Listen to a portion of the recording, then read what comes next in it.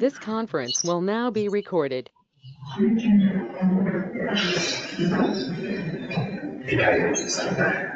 change that on the view? I'd like to call the meeting to order. It is now 9 a.m. on Monday, January 27th, 2025. This is a hybrid format meeting of the Oregon Board of Massage Therapists. I'd like to welcome those joining in person at the Hampton Inn and Suites in Salem, as well as those attending this meeting remotely. I'd like to request that members of the public attending via GoToMeeting, please include your name, and if you're an LMT, your license number. Non-LMTs, please include the school or organization that you are representing. Please keep your camera and microphone off until asked by the chair to speak during the roll and the public comments. Now I'd like to call the roll, beginning with board members, then staff, and finally members of the public. Please state your name, title, or license number in the city you're calling from. And those that are remoting in, I will call on you. So I am Maria Odom, Board Vice Chair, public member. I hail from Lebanon. Carol? Hi, I'm Carol Gray, LMT Board Member, Portland.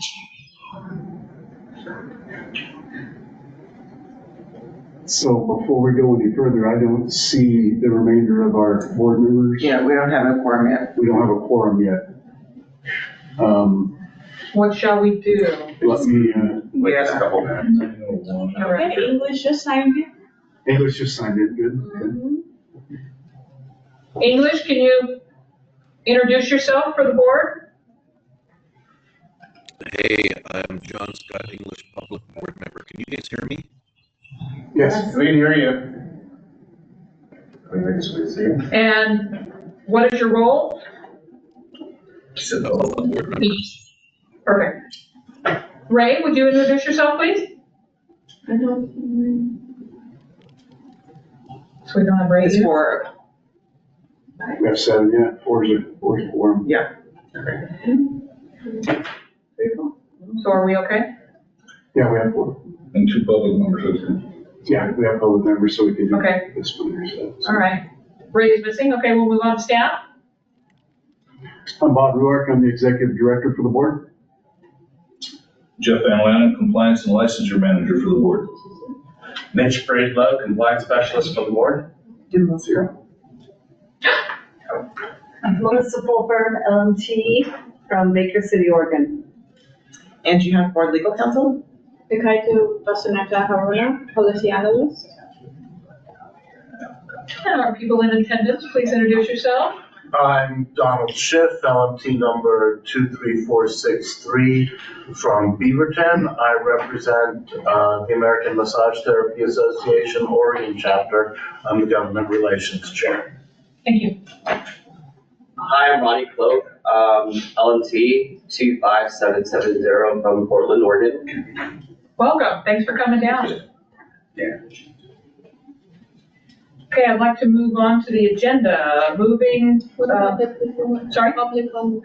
Please, public, introduce yourself. I can't see their names. Todd Pennington, LMT 3833, Newburgh, Oregon.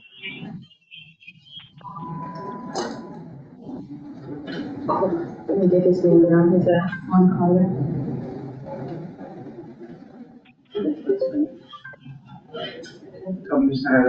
There's Ray. Excuse me, everyone. Ray, will you please introduce yourself? Hello, my name is Ray Riley, LMT member, license number 26355. He, him pronouns. Can you hear me? Yes. Yes. Okay, good. Wonderful. Is there any more public? Yes. Caller number 2. Elizabeth Preston, LMT 22015.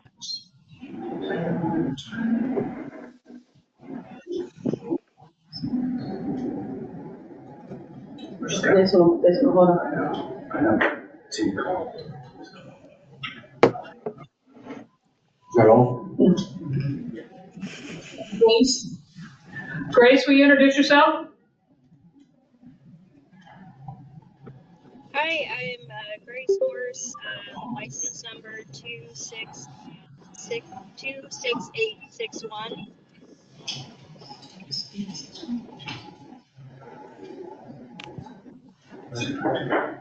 Okay, thank you. Susan? Susan, would you please introduce yourself?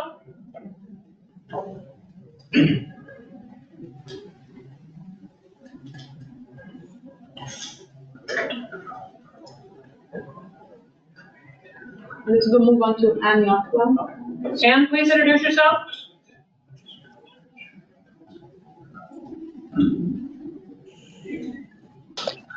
My name is Ann Nutwell, Oregon license number 22093, pronouns she, her, calling from Portland, Oregon. Thank you, Ann. Welcome. Anon. Anon, please introduce yourself.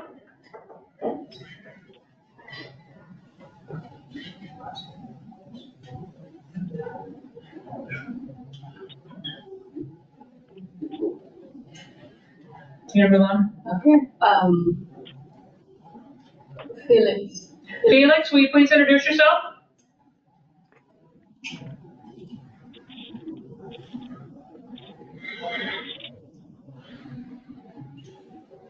Who's next? That's all we got. Can we move on now, Did it? That's everybody. Yeah. Okay, moving on to the agenda. Are there any changes or corrections that need to be made at this time?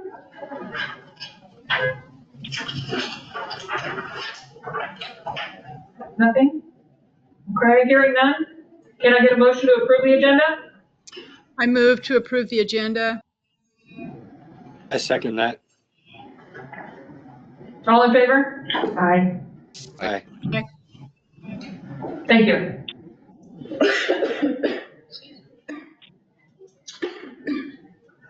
For the minutes from November 4th, 2024, is there any discussion regarding the minutes from that board meeting? Nope. Perfect. Hearing none, can I get a motion to approve the November 4th, 2024 minutes? So moved. I'll second that. Beautiful. Hooray. It is now 9:08. Moving on to board business, I turn this over to Director Rohr. Thank you, Madam Vice Chair, members of the board, members of the public. I'm going to go over our budget financial report real quick. It's actually more than a little quick. It's quite a document here, but I wanted to give the board members and members of the public a really good idea of where our budget's at. So we're about 18 months into the 23-25 biennium, and our board budget is approximately 70% funded, with an income as of January 1, 2025 of $1,849,457 and expenditures of approximately $1,777,132. Of note is that those expenditures do not include payroll payments from October, November, or December. Let me explain that to you a little bit. When we switched to Workday, which is the current system for payroll and HR for the state of Oregon, we used to get, so what happens right now and previously is the state of Oregon pays our payroll, and then we get a reimbursement invoice, and then we pay the state of Oregon back. When Workday came in, they found that they couldn't do a monthly reimbursement, so they're doing it quarterly. They're doing it every 3 months. So what happens is that when I'm trying to do a budget report for you guys, I have to include what I anticipate was the previous 3 months of expenditures for payroll.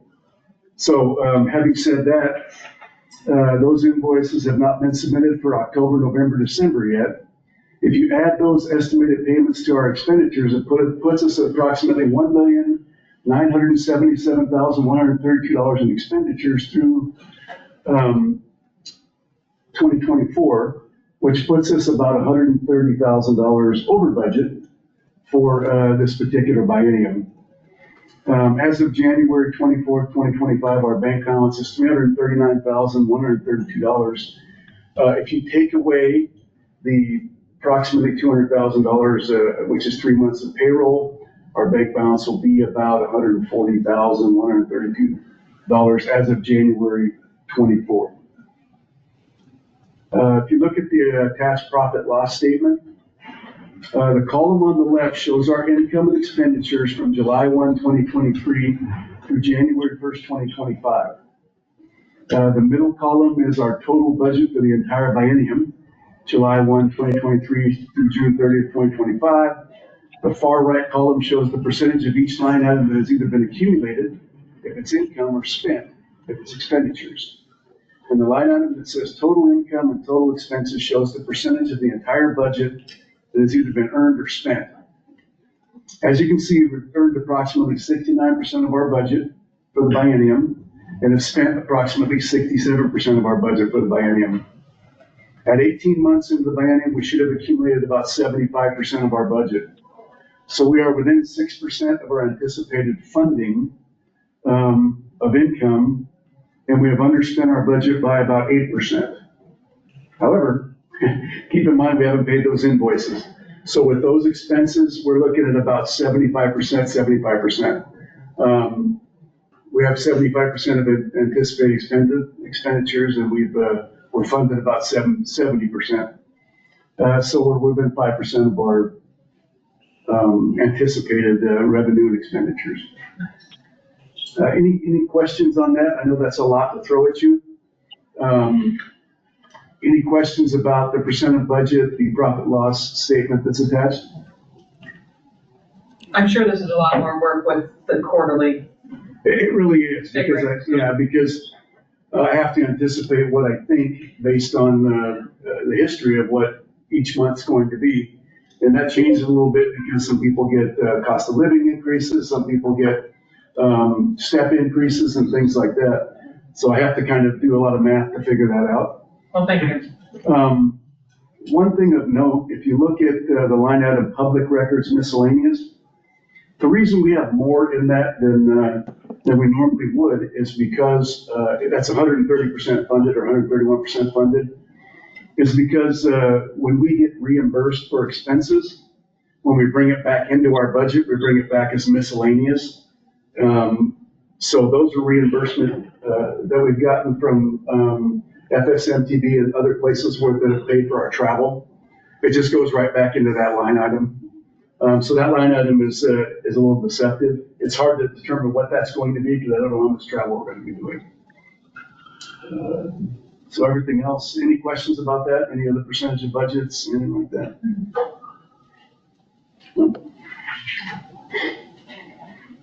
Okay, so the next item is our financial review, which is our audit that we have. I'm starting to gear up for that. It's our biannual financial review. Our last two financial reviews, or audit, if you prefer that term, were conducted by the accounting firm of Moss Adams out of Portland. For those board members who are new or haven't been here during that process, I'm going to give you a quick overview of how that works.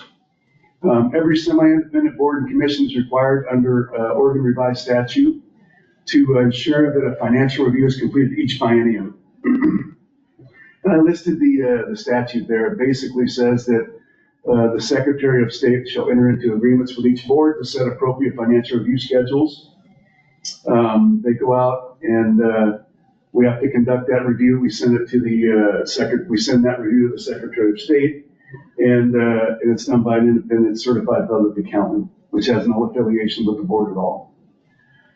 Scope of work should be determined by the executive director and the board. However, to be accepted by the Secretary of State, our financial review needs to be performed by a certified public accountant in good standing with the Board of Accountancy and include but not limited to the following procedures. They do a thorough review of our internal controls relating to our cash handling, recording of revenues and disbursements, and if applicable, administering licensing responsibilities, and it is applicable for us. Verification of cash, revenues, and disbursements, and a review of our budget to actual comparison. Any variance of more than a few percent have to be explained. And so The first part of the process is choosing a vendor. And what we do is our semi-independent boards get together. We have a SEBA meeting about once every other month. And to reduce costs, we decide to go in together with the accountant, and which reduces our cost for the financial review. So we have those meetings. We decide who we're going to use. We give a copy of our agreed upon procedures. Before that agreed upon procedures are executed, we have the board review it. And then the board will approve it, and then we sign the contract. So our financial review board liaison is our vice chair, Maria. The board liaison and I will be at the first meeting with our auditors. We will both review the scope of work to ensure it meets with the board and the Secretary of State's expectations, and the contract, as well as agreed upon procedures or statement of work, will be reviewed by the board before it is fully executed. During the financial review, I will give the board updates as to how the process is going, answer any questions the board may have. Once the audit is complete, it will be presented to the board for review prior to being submitted to the Secretary of State. The actual physical audit takes about 3 months or longer. It's very thorough. It's pretty much me shut in my office for that 3 months, going through the audit process. And it is very extensive, and they do a very good job. So, do board members have any questions about our audit coming up? When do you anticipate that the SEBA boards will get together and start this, or do you have a? So we have a meeting soon. I think it's next week. We've already talked about it at one meeting. We're going to add a few things on the statement of work, and then we have a meeting next week, and then I'll be bringing it to the board. We have until June 30th to get the contract in place. Okay. And then the audit is actually conducted at the end of the year and completed at the beginning of 2026. Okay, so we have some time for it. Yeah, we have quite a bit of time. I'm just letting the board know that it's coming up, and if you have any questions, let me know. So. Perfect. Good. I'll move on to the next item, which is board member recruitment. So I have some great news regarding our board member recruitment. We have a board member position that is required to be a public health care professional who is not a licensed massage therapist. This position has been exceedingly difficult to fill over the last few years. I'm happy to report that a local physical therapist has applied to be that board member. That application was forwarded to the governor's office for potential Senate confirmation in April, and I'll keep you posted on that. That position has been open. It was filled a little bit for a few months by the chiropractor that filled that position for a few board meetings. It's been really hard because, it has to be a licensed healthcare professional, and as licensed healthcare professionals, LMTs know that there's little time sometimes to be able to spare the time to be on the board. And so we've had a hard time filling that, but I think we have a good person here that's really interested in being on the board, so. And you said April? Yeah, April's the next confirmation. There is one in February. We're not going to be able to get them into that Senate confirmation in February. I had hoped that we would be able to, but when I submitted it, there was a little bit of a delay because they had a bunch of confirmations and it didn't get to that February confirmation, so. When you say local, where does that mean? Salem. Okay. Mm-hmm. Yeah, this is Salem Physical Therapy, so. Nice. Do they have like a waiting list for the legislators if something drops off that they could? I actually asked that question, they do not. They do not. Okay, gotta try. No, I did all that. I tried to get that individual into the confirmation hearing in February. If it was a non-Senate confirmed position, then it would have been easy. They could have just approved it. But they're pretty stringent on what they do with the Senate confirmations, and they have to get those lists in way early to be able to get them confirmed. I'm looking at, for that one, it had to be in December. And this individual did apply a couple of days before that. And by the time I got the application approved and got the application submitted, there's a process I have to go through, which takes a couple of days. I have to approve it and then get approval back from the governor's office that says it can be forwarded. And that didn't happen in time. So Yeah, that is a long process. So our next potential new board member will be for our May meeting then. Correct. Yay. Yeah. Thank you. Very cool. Well, good. I can tell us. I'm excited. Yeah, exactly. Any questions about the director's report? Okay, good. Yes. We have a couple new public members. Do we want to have them introduce or keep going? There's a couple new people that called on. Do you want them to introduce themselves? So we have a couple more people that have joined us virtually, and Kayate is asking you to announce yourself. Do we have a name? Seth. We have Seth Dinkle. Seth, can you introduce yourself and tell us your LMT number if you're an LMT, and Hi. let us know. Can you guys hear me? Yes. So I'm Seth Finkel. I am just the GR specialist. So I'm not a licensed LMT. I'm just the GR specialist for FSMTB. And we were just listening in to kind of know what's going on with the board. Thank you. Thank you. Welcome, Seth. Who's next? Maria McGee. Maria, can you please introduce yourself and if you're an LMT, your license number, if not, the school or organization? Yes, I'm Mara McGee. I'm also here with FSMTB, just like Seth, listening in to see if you guys need anything. So after the meeting, if you need any resources that we already have or any that we could do research and then give to you, that's my main purpose in being here. Bravo, welcome. Thank you. Thank you. We have caller number 3. Caller number 3, if you know who you are or haven't spoken yet, please introduce yourself. Hi, I'm Karen Waits, and my license number is 6163. 6163? Mm-hmm. Thank you, Karen. Welcome. Do we have any more? Thank you. Pennington, 3833, LMT, Newburgh, Oregon. Thank you, Nathan. You said 3833, correct? No, this is Todd Pennington. We got you, Todd. Thank you. Okay. Do we have any more, Kayate? I think it was 3833, I believe, yeah. And you have 6. Okay. All right. We still have Anon, and then Susan. Susan, can you please introduce yourself? We want to make sure everyone has a voice. And credit for CEs, if you're an LMT. Going once, going twice? Okay, I guess we move on to our Hello. next. Yeah, hi. My name's Phyllis Asta, and I couldn't get to my filing cabinet fast enough to find out my license number, but I can email it later. I just came to be here on and off to see what's happening.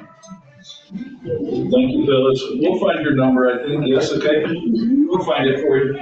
Okay, and I submitted a proposal to the board. I have no idea how that will work. We've discussed it. We'll take a look at it. Thank you, Phyllis. Okay.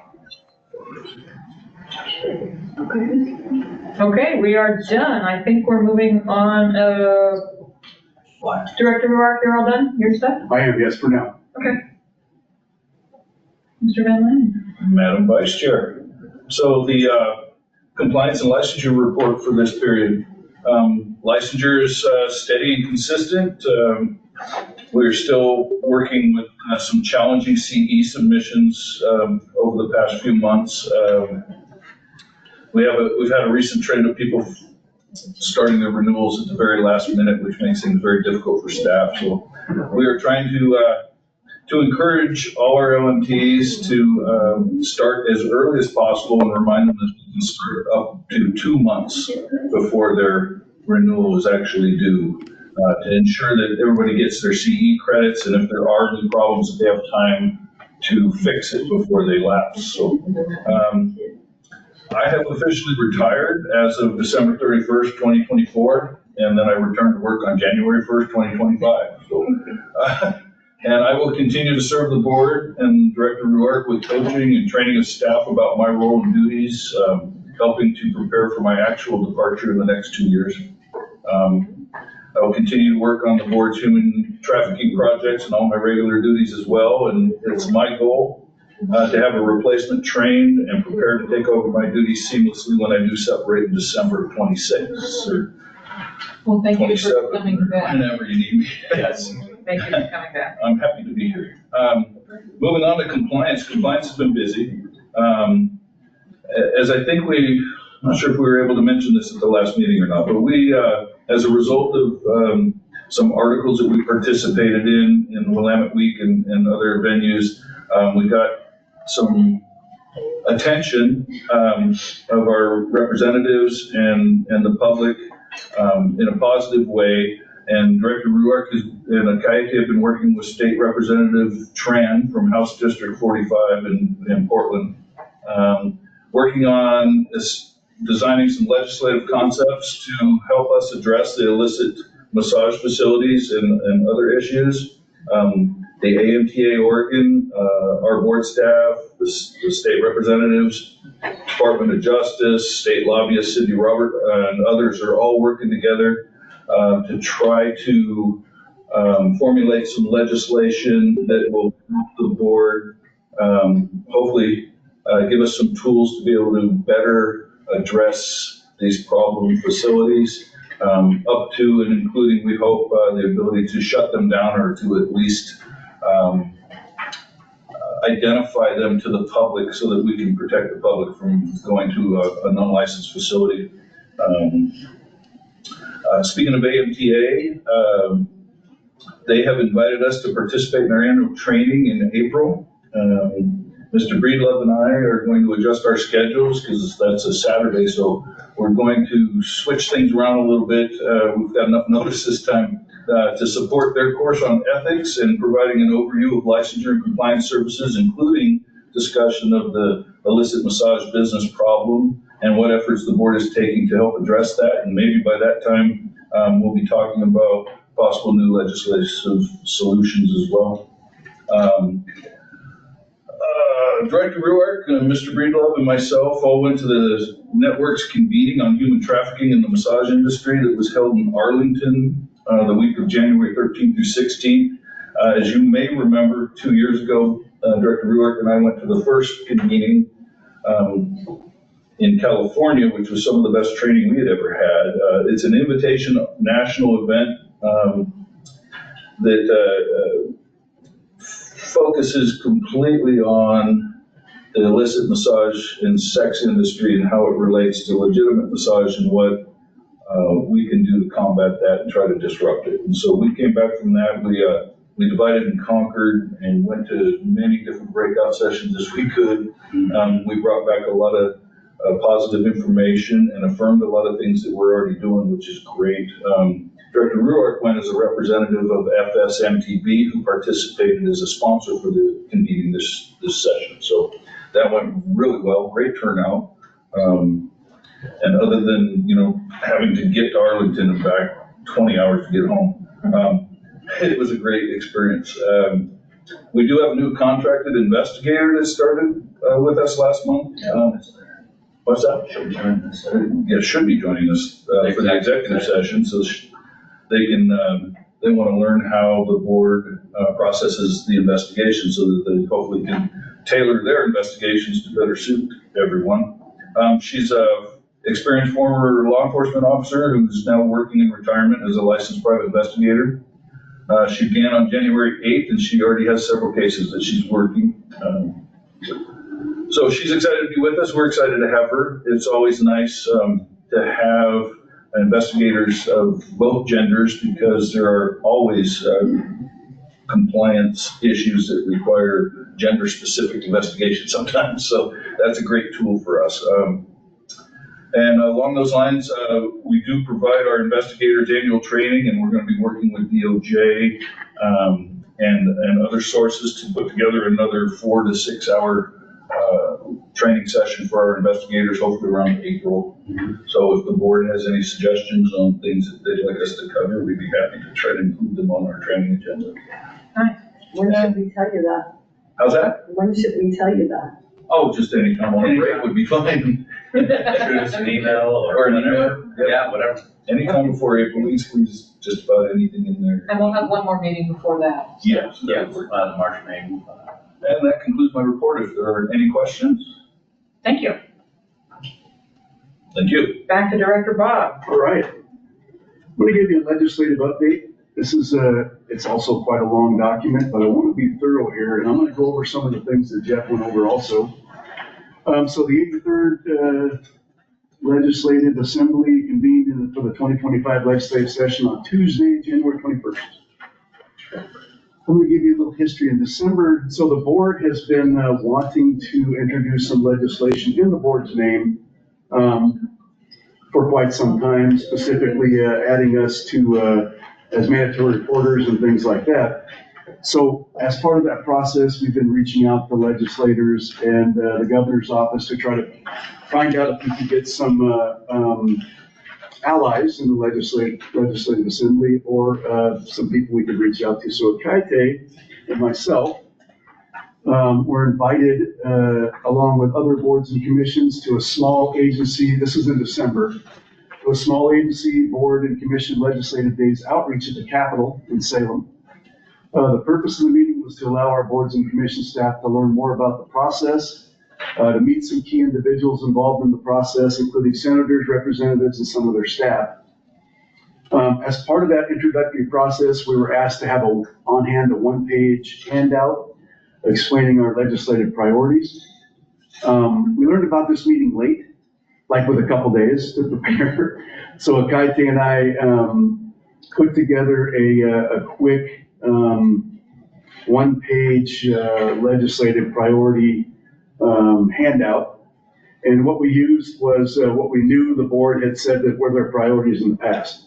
So we couldn't get any, current information, but we used what the board had said they wanted to go before the legislators before. And that's attached to the packet here.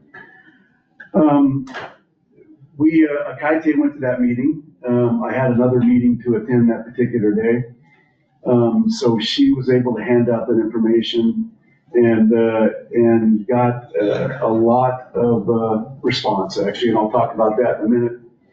So after that meeting, we were invited by AMTA Oregon to attend a meeting and provide input into potential legislation, because there were some, the AMTA and some other, or some legislators were interested in legislation to combat human trafficking.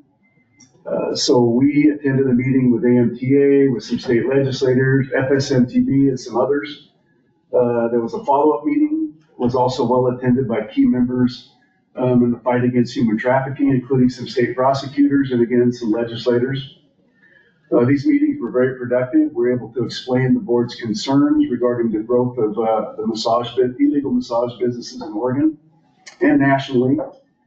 But we're also able to explain what our limitations are. I think there's a mistaken belief that we have the ability to walk into a business and just say, you're shut down. Get out of here, close your doors, lock your doors, get out of here.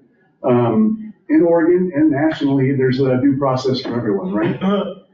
So we have to be able to give them that due process. So we don't have the ability to walk into a facility and say, we got a complaint, we see that you're doing this, get out of here. We can't do that. So it was nice of us to be able to explain to everybody what our limitations were.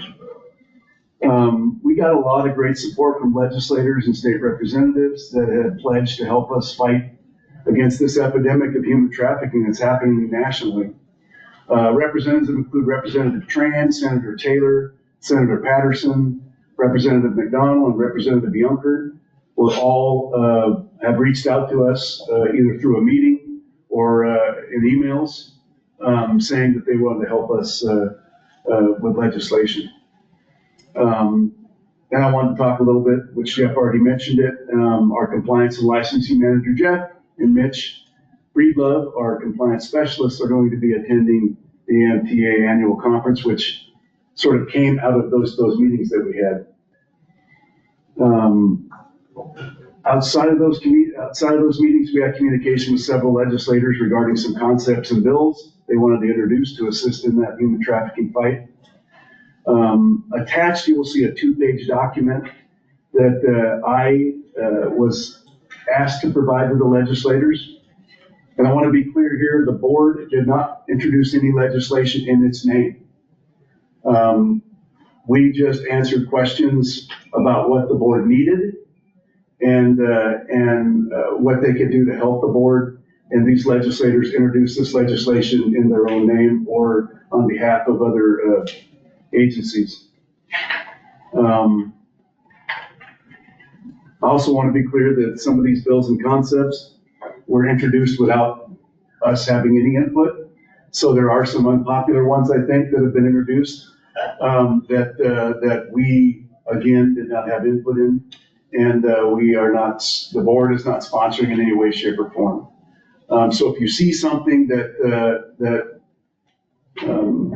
you know, might give you pause, there's a chance that it's the one or two that we didn't have any input into. There's a legislative concept that Representative Tran is sponsoring. It might actually be a bill by now, I don't know. Things move pretty fast in the legislature, especially this time of year. There's basically this legislative concept, which is attached here, explains what the problem is, which is human trafficking, and our authority as a board, which is limited. And it also gives proposed solutions, and I'll give you some of those proposed solutions. And again, this is from Representative Tran. So the solutions are potentially raising the criminal classification of providing massage without a license from a misdemeanor to a felony.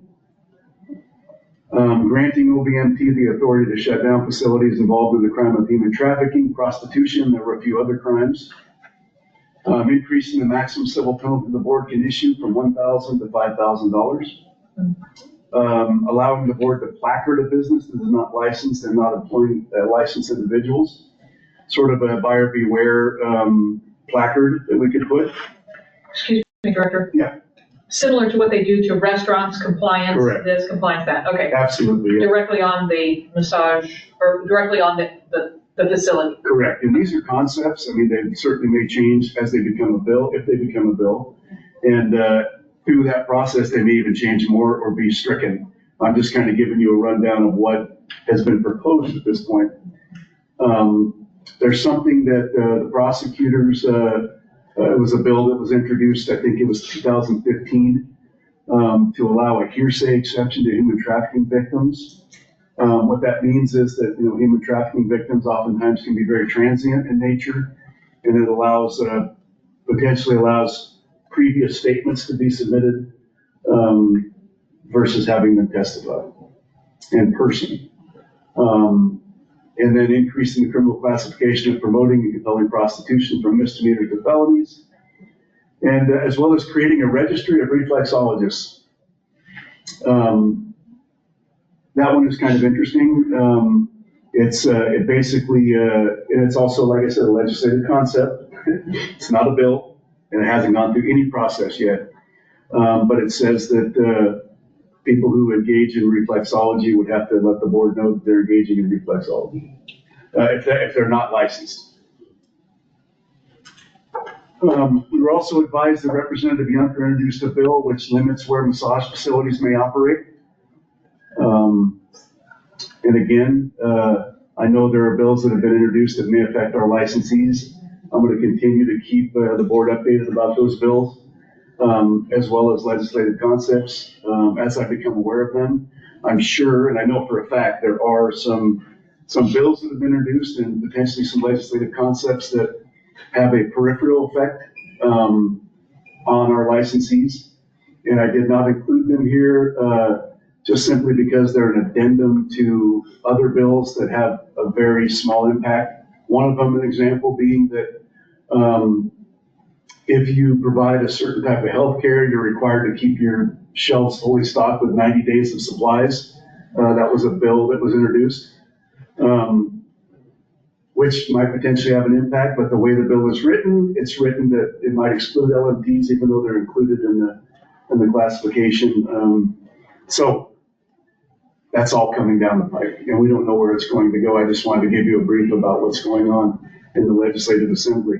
I will say that this process this year has been probably the smoothest process I've seen so far, and we have reaffirmed our relationships with AMTA Oregon, FSMTV, and some legislators, and we've met a lot of people, and open those lines of communication, which have always been open, but we've really opened them up. So we're communicating a lot with our national organizations, our local organizations, and I like how that relationship's going. And I think it's just going to get stronger from here. So. Thank you. Any questions about legislative update? I just have one point that I'd like to point out.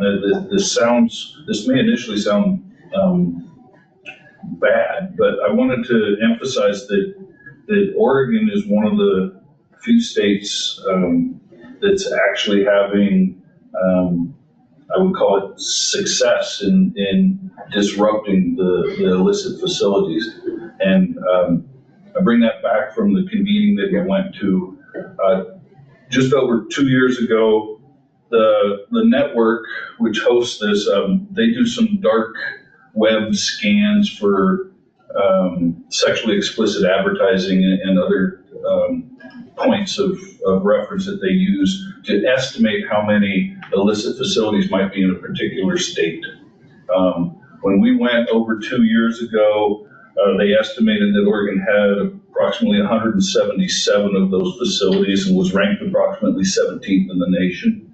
When we went over 2.5 years later, it has increased to 284, and that's 107.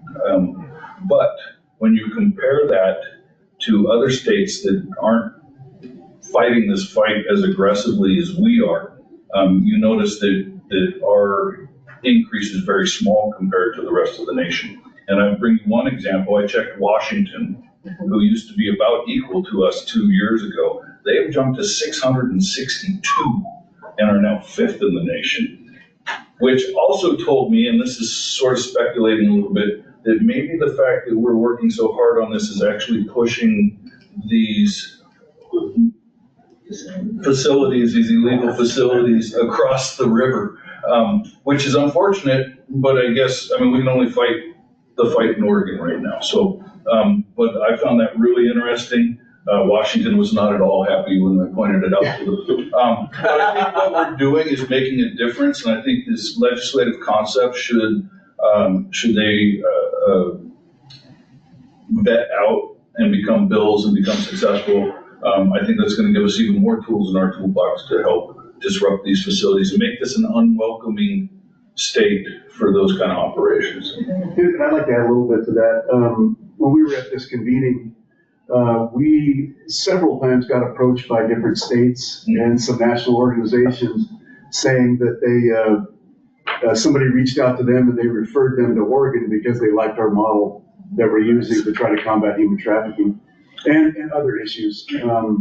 So, you know, that are we doing it, you know, the best way to do it? I don't know, but we're really making a difference, I think, and we're becoming kind of the model nationwide, which feels pretty good. Yes. One of the models, anyway. There's others. Thank you, Jeff. I think it's yours, Director Rivard. Yes. Yeah, so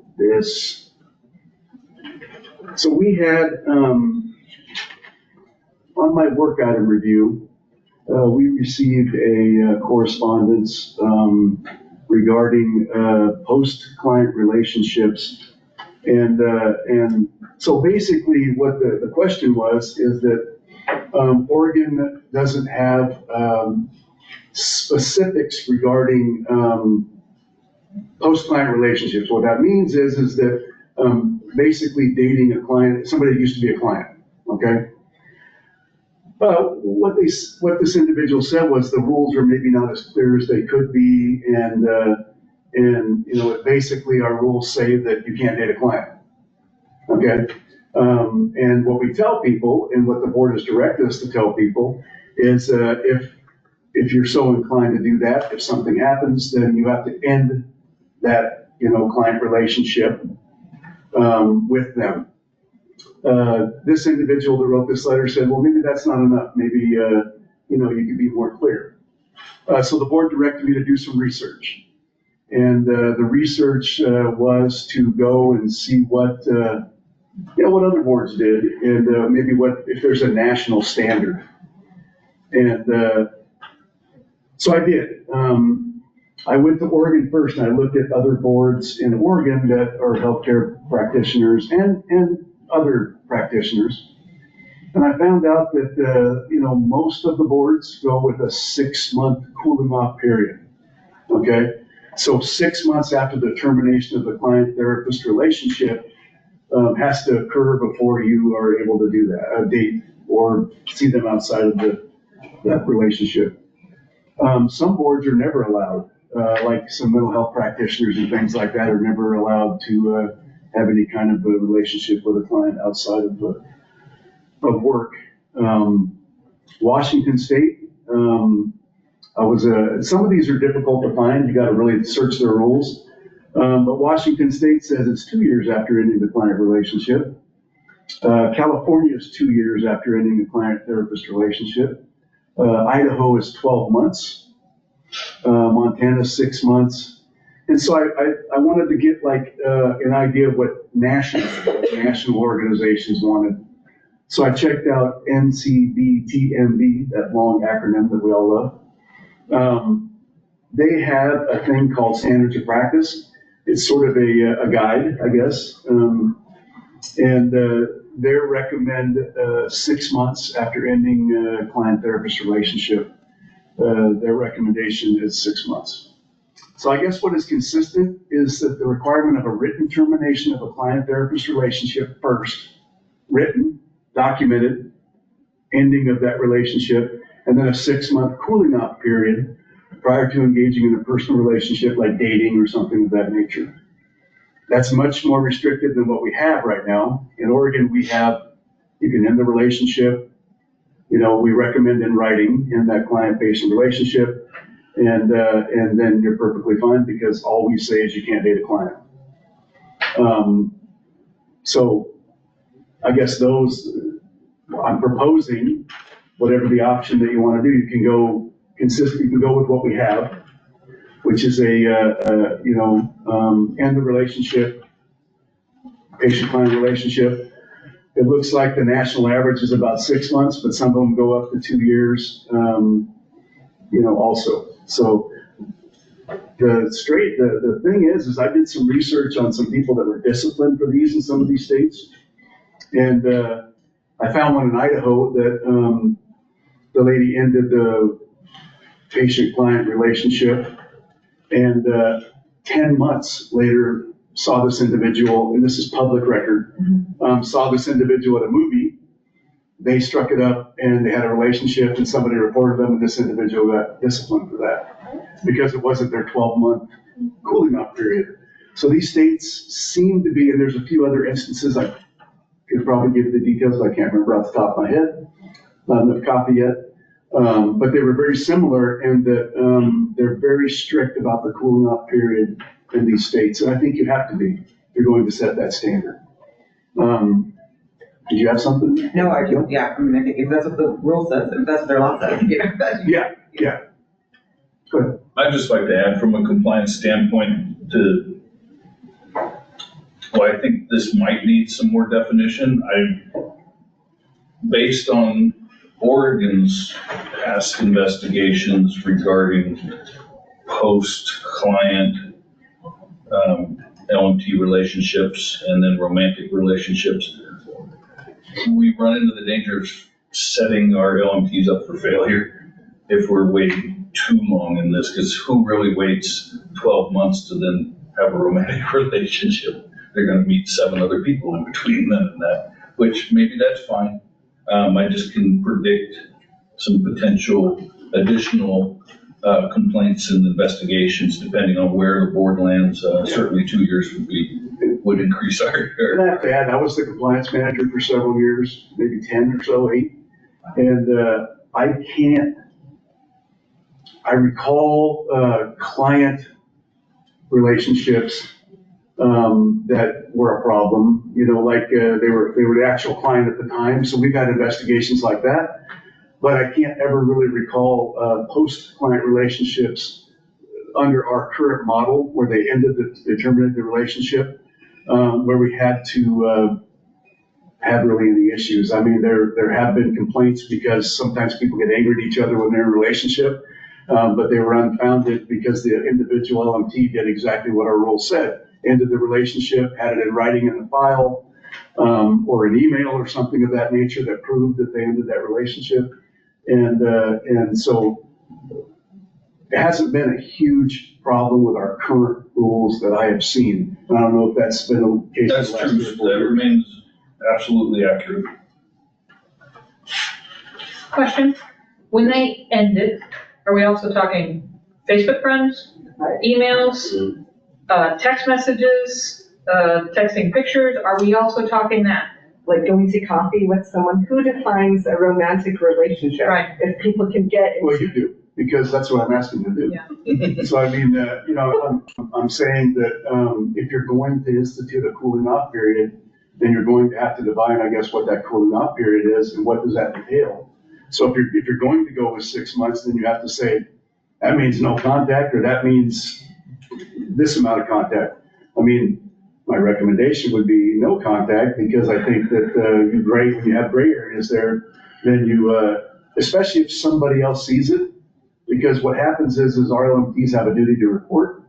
And so if somebody else sees it and reports it, hey, they were just declined a month ago and I saw them at the coffee, or I saw them at a movie, or I saw them, you have to have some very clear parameters for it to go to hearing or for us to investigate it, and it's only fair to the LMT also, if you're going to set a 6 month. Speaking of a cooling off period, is this one of those subjects we could table until all of the board is here, as well as possibly the new board member? This is just informational. Actually, this was a written correspondence. Yeah, I was instructed to bring back. Yeah, that we need to discuss this it. research. So if we're getting a new person who's a physical therapist, they also have rules for their license. So that would also give us some insight, as well as have all of the board members. Is this something we could table? Yeah, you're the board. You can certainly table it for the next board meeting or wherever you want to table it to. It was tabled for this, wasn't tabled, I was asked to bring it back to this board meeting based on the correspondence we had last board meeting. And, but you're right, we have board members that aren't here that might have some input in this, so. Isn't everyone here to packet? Everyone is, at least on, packet. But I think it would be cool to include the new person as well. Different perspective. I mean, our compliance department said we don't really have a problem now. I understand what the correspondence is, but I like everybody's opinion. Carol, Ray, Scott, what do you guys think? I'm okay with tabling this. I think that it's interesting that we talk about how do we document it. Well, the documentation would be in client records, ending the client therapist relationships. That's a no-brainer. However, we don't have a requirement to keep written records in this state, so there's that. But wait until May sounds okay to me. I mean, I was always taught that 6 months is the general guideline. I think that is the rule in Nevada, where I my training. It would table it.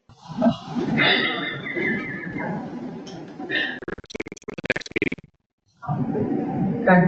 Scott, you got an opinion?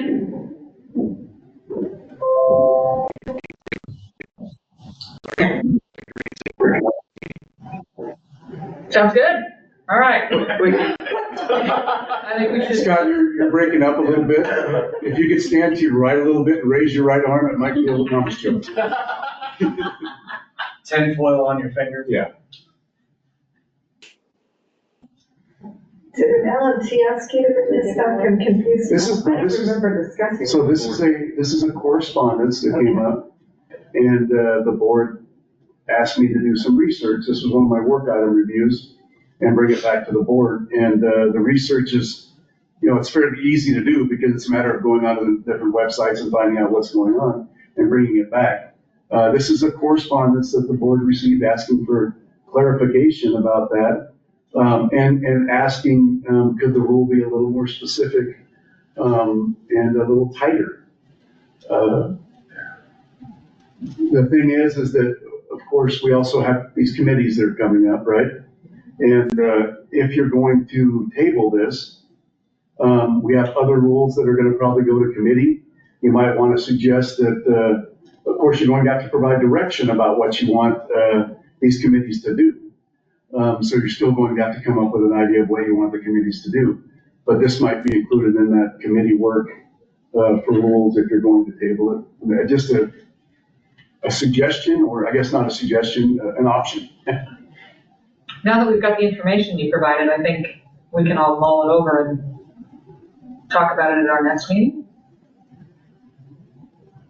We don't need to vote on this, or do we? Well, it would require a motion to move it to a different meeting. You have to maybe specify which meeting you'd like to come back to. Is that right? Yeah. Well, and then also too, if you wanted it to, like you came back with the information about what you've seen out there, but if the board is interested in, they could at this point too, could decide like they want this to go to a committee to look at, right, to determine if the rules should be changed. They could even do that if if that. Sorry, this is the other AAG who will be helping out today. So they could do that if they want to send it to the committee to review and determine if they want to look at the rules, or the board can just basically make a vote to say, let's bring it back at the next meeting or whatever you want. But I think because there is sort of some difference of opinions on maybe what should happen, a vote would be a good idea to make sure we're clear. I don't even know that there's difference of opinions because we didn't have the information. There are difference of opinions about when it should be talked about. Oh, yeah. Sorry. I'd like the new person to have some input. So I'm thinking May 12th. So you can call for a vote. Say, is there a vote to move this discussion to happen on May, whatever? I make a motion, we move this discussion to happen on May 12th, and then the new physical therapist is here in session. Is there a second? I'll second that. Thank you, Ray. Thank you, Melissa. Thank you. And then all those in favor? Aye. And I don't know, do we have? Scott there. I got 3 ayes and 1 for Scott. You can. Aye. I can vote, right? Oh, yeah. Okay, you need to vote, yeah. Since I can't vote. I don't to be the tiebreaker, but unless you can vote anytime. Okay. And Scott? Scott, are you there? Are you in favor of moving it?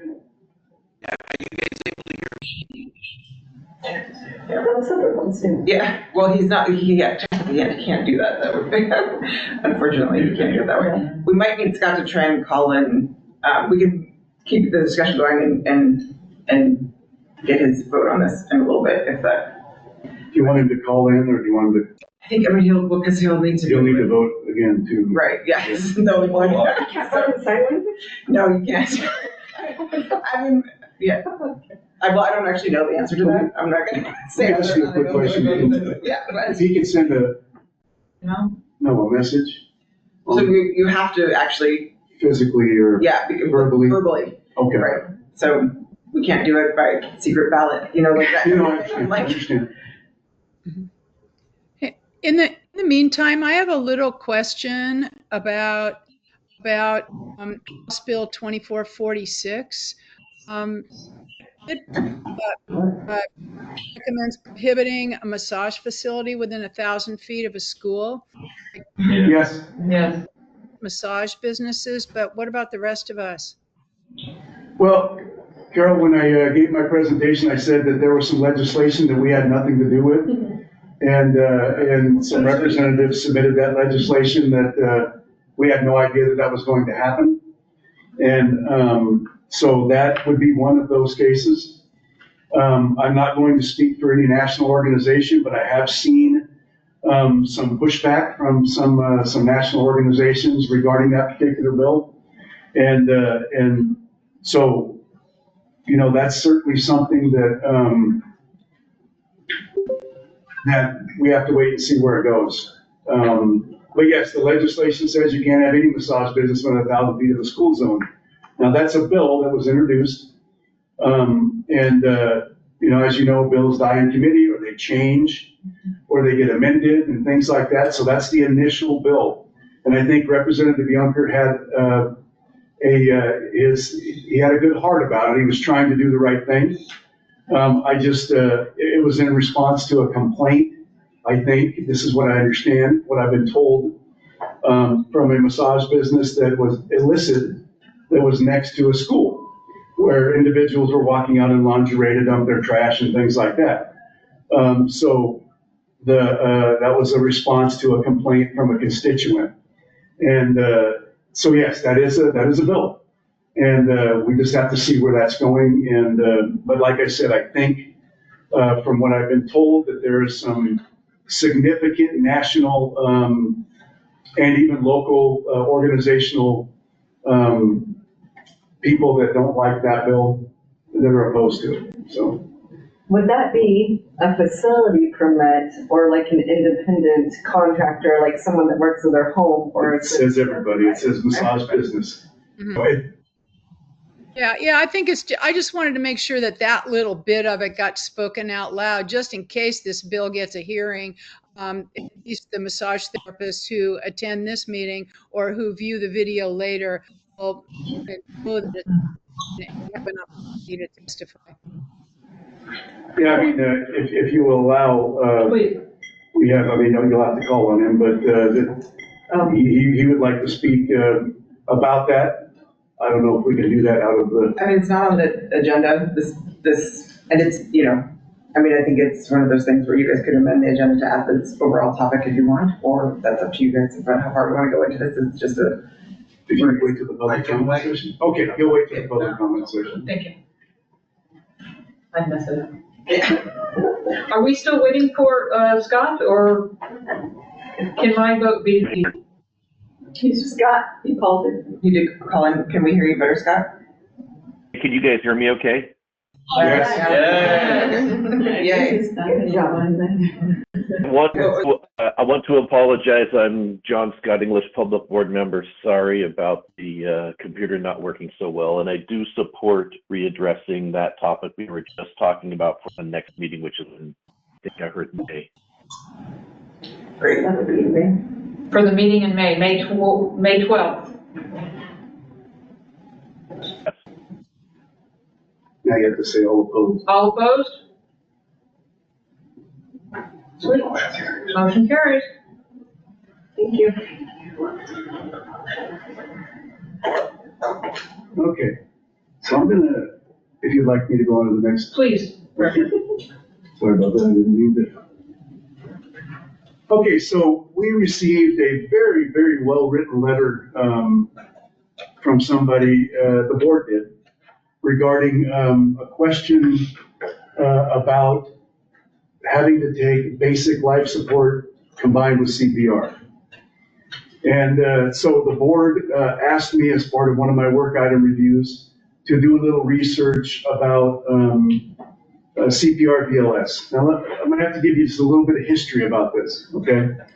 The board used to require just CPR, it was called CPR first aid. Probably between 2013 and 15, somewhere around there, our current executive director at the time felt, so there was a movement to, and there still is, to move LMTs more in line with healthcare professionals, right? As somebody who's been around in the LMT industry for a very long time, not me, but some of you that have been, I've only been around here about 13 years. massage used to have a negative connotation to it, and LMTs have worked really hard for many years to make sure that the profession had the respect that it deserved. And, so getting massage therapy as a recognized licensed healthcare profession was the first step. And they are. Massage is a licensed healthcare profession. To that end, other things started happening where where the board and the LMTs wanted to continue to increase the profession. That's why our CEs got increased, because if you're a licensed healthcare professional, you should be in line with other licensed healthcare professions. And one of those things our former executive director decided was that you should have some advanced CPR, which basic life support was the idea. At the time, the board looked at it and said, that makes sense. It's in line with where we want to go with the profession. The fallout or the side effect of that was that when you started looking at basic life support, you started seeing things like wound care and intubation and things that had absolutely nothing to do with the profession. So there's even more than that. There's all different kinds of things that is included sometimes in some of the BLS that we require that really has nothing to do with the profession. So this individual that wrote this letter said, why are we having to do all of this? Why do we have to do basic life support? And gave a list of things that their basic life support class required them to do. Which were way outside of what an LMT might do. So this individual asked, why can't we just do CPR? That's probably the most, and maybe even first aid, but that's probably the most important part of it. As part of that research, at the national organizations, I went at these national meetings and I asked every LMT I could ask, have you ever heard of anybody, having to, do these things during a session with a client? And resounding no. We didn't. I never had to intubate a client. I never had to do this. I never had to do that. Of course, you can't anyway, because it's not within your scope of practice. But I wanted to get that national perspective, right? Because that's part of the research you guys asked me to do. Having said all of this, because I wanted to give you the history of it, this individual recommends that the board go back to just CPR, which is the most likely thing that you might have to do with a client on the table to help them, right?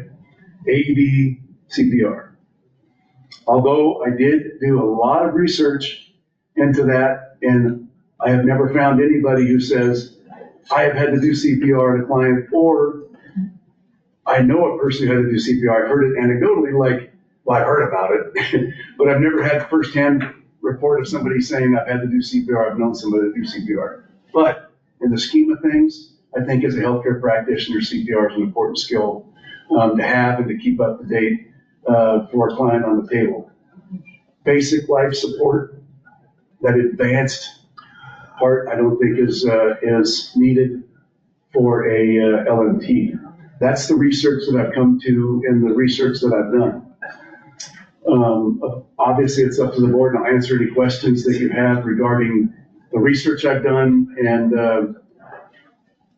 anything that you'd like to ask me. So. I'd like to comment. I've been licensed for almost 35 years, and so I have a little bit of sort of historical memory on this. And yeah, it's a really unlikely possibility that somebody's going to need CPR on my table. The real reason I think that we wanted LMTs to have CPR training is to increase overall the number of people who have those skills in society at large. And the thought is that, well, as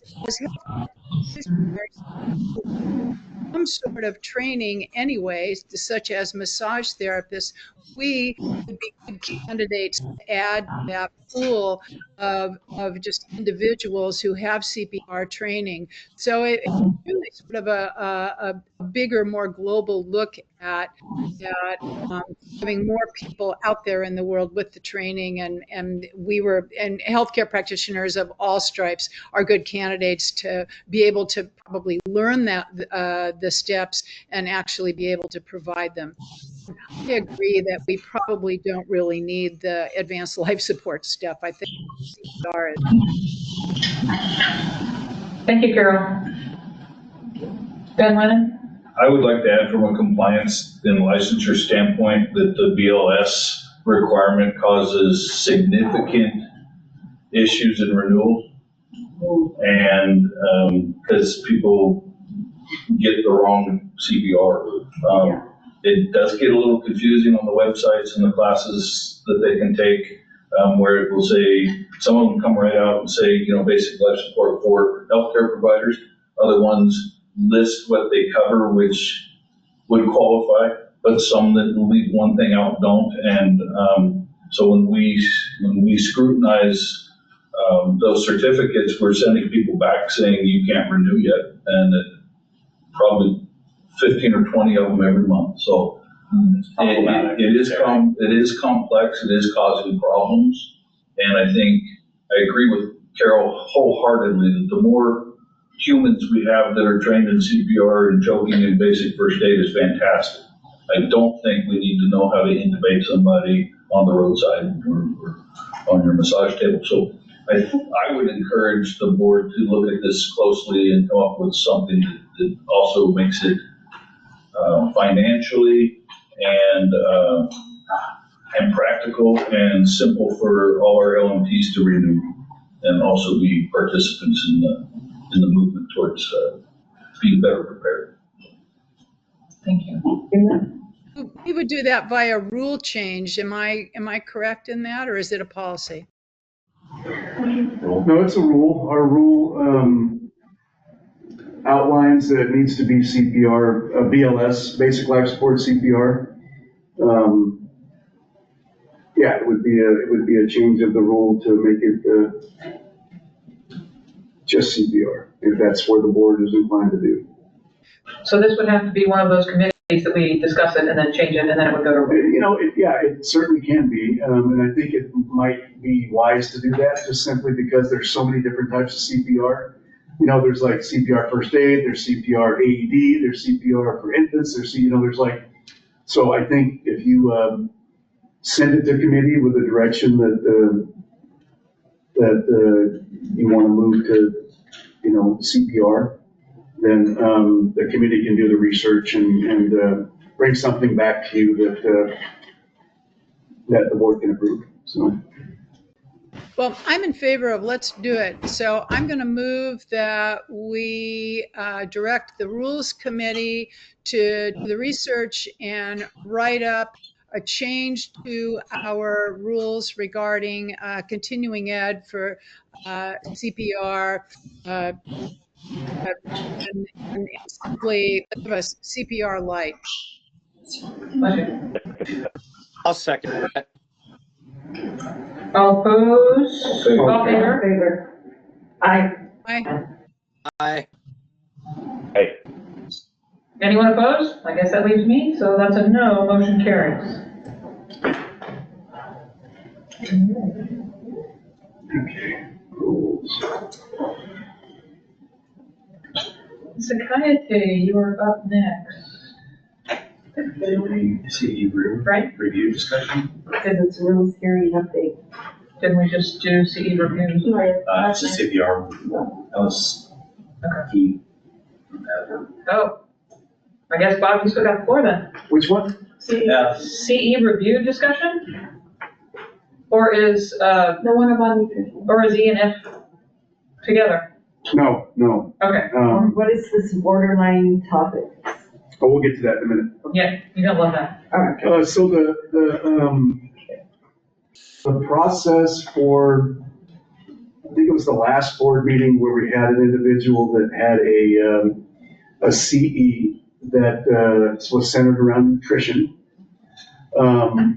It had other aspects to the continuing education.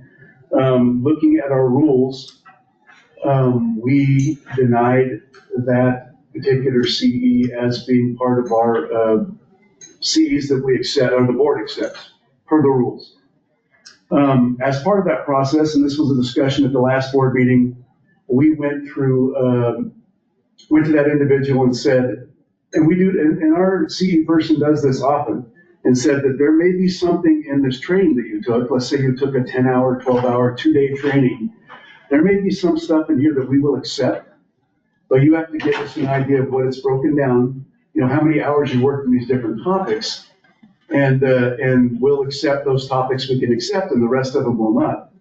And we do that because if we take a blanket topic that includes 15 different ideas, then that shows that individual basically that the board approves all of those topics that are in there, which would require the board to add a topic to the rules of CEs that they accept. That makes sense? And Dirk, that's because of the way that it's labeled when they take that course, like it would be Nutrition 102. Yeah, so in this instance, it does say nutrition. It says the gut-brain connection.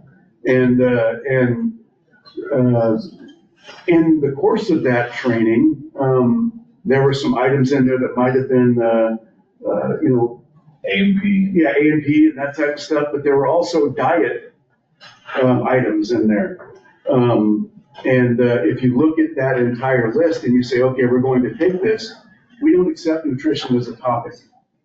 If you accept that as a CE, all of a sudden you're accepting dietary CEs, which means that if someone were to go to a class to a support group, that they have a diet support group, then now all of a sudden you're taking 30 minutes of the support group they went to for dietary stuff. And it creates a slippery slope. It's okay if the board decides that they want to add topics, but before you accept a entire CE that's outside of the topics that we accept, the entire board has to approve that. So let me get to where we're at now. That individual submitted that. We went to the individual and said, there's portions of this that we would accept. Could you break it down for us hour by hour? Could you get a curriculum that shows how many hours you did, and we'll take what we can and help you out? The individual said, no, I want you to take it all. And we said, we can't, because it's headlined this way. So the process from there is it goes from a CE coordinator to me. Actually, it goes to Jeff first. Jeff reviews it, decides whether it fits within our topics, and then he makes that decision. If the decision is no, then it goes to me. I look at the topics, I make that decision. If no, it goes to our board liaison. The board liaison will say yea or nay. Either way, if it's a topic that the board liaison says, I think it can be approved, then, and it changes the rule, the way that we're always been doing things, and it's outside of what the rule is, then it has to go to the board for approval, because it is outside of what we have ever accepted, not ever, but accepted in the past, however long that particular rule's been in effect. Would that basically be a proposed rule change then? Mm-hmm. Well, yeah, it would. It would.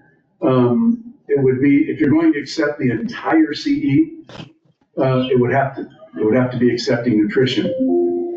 If you're going to tell that individual that we're going to break it down, then we could probably fit it in there. But in this instance, our board liaison said that that this topic, I think, is something that may be accepted, and so it's coming back to the board to review whether the board wants to accept this topic, and if they do, it's going to be a rule change to add nutrition with some parameters.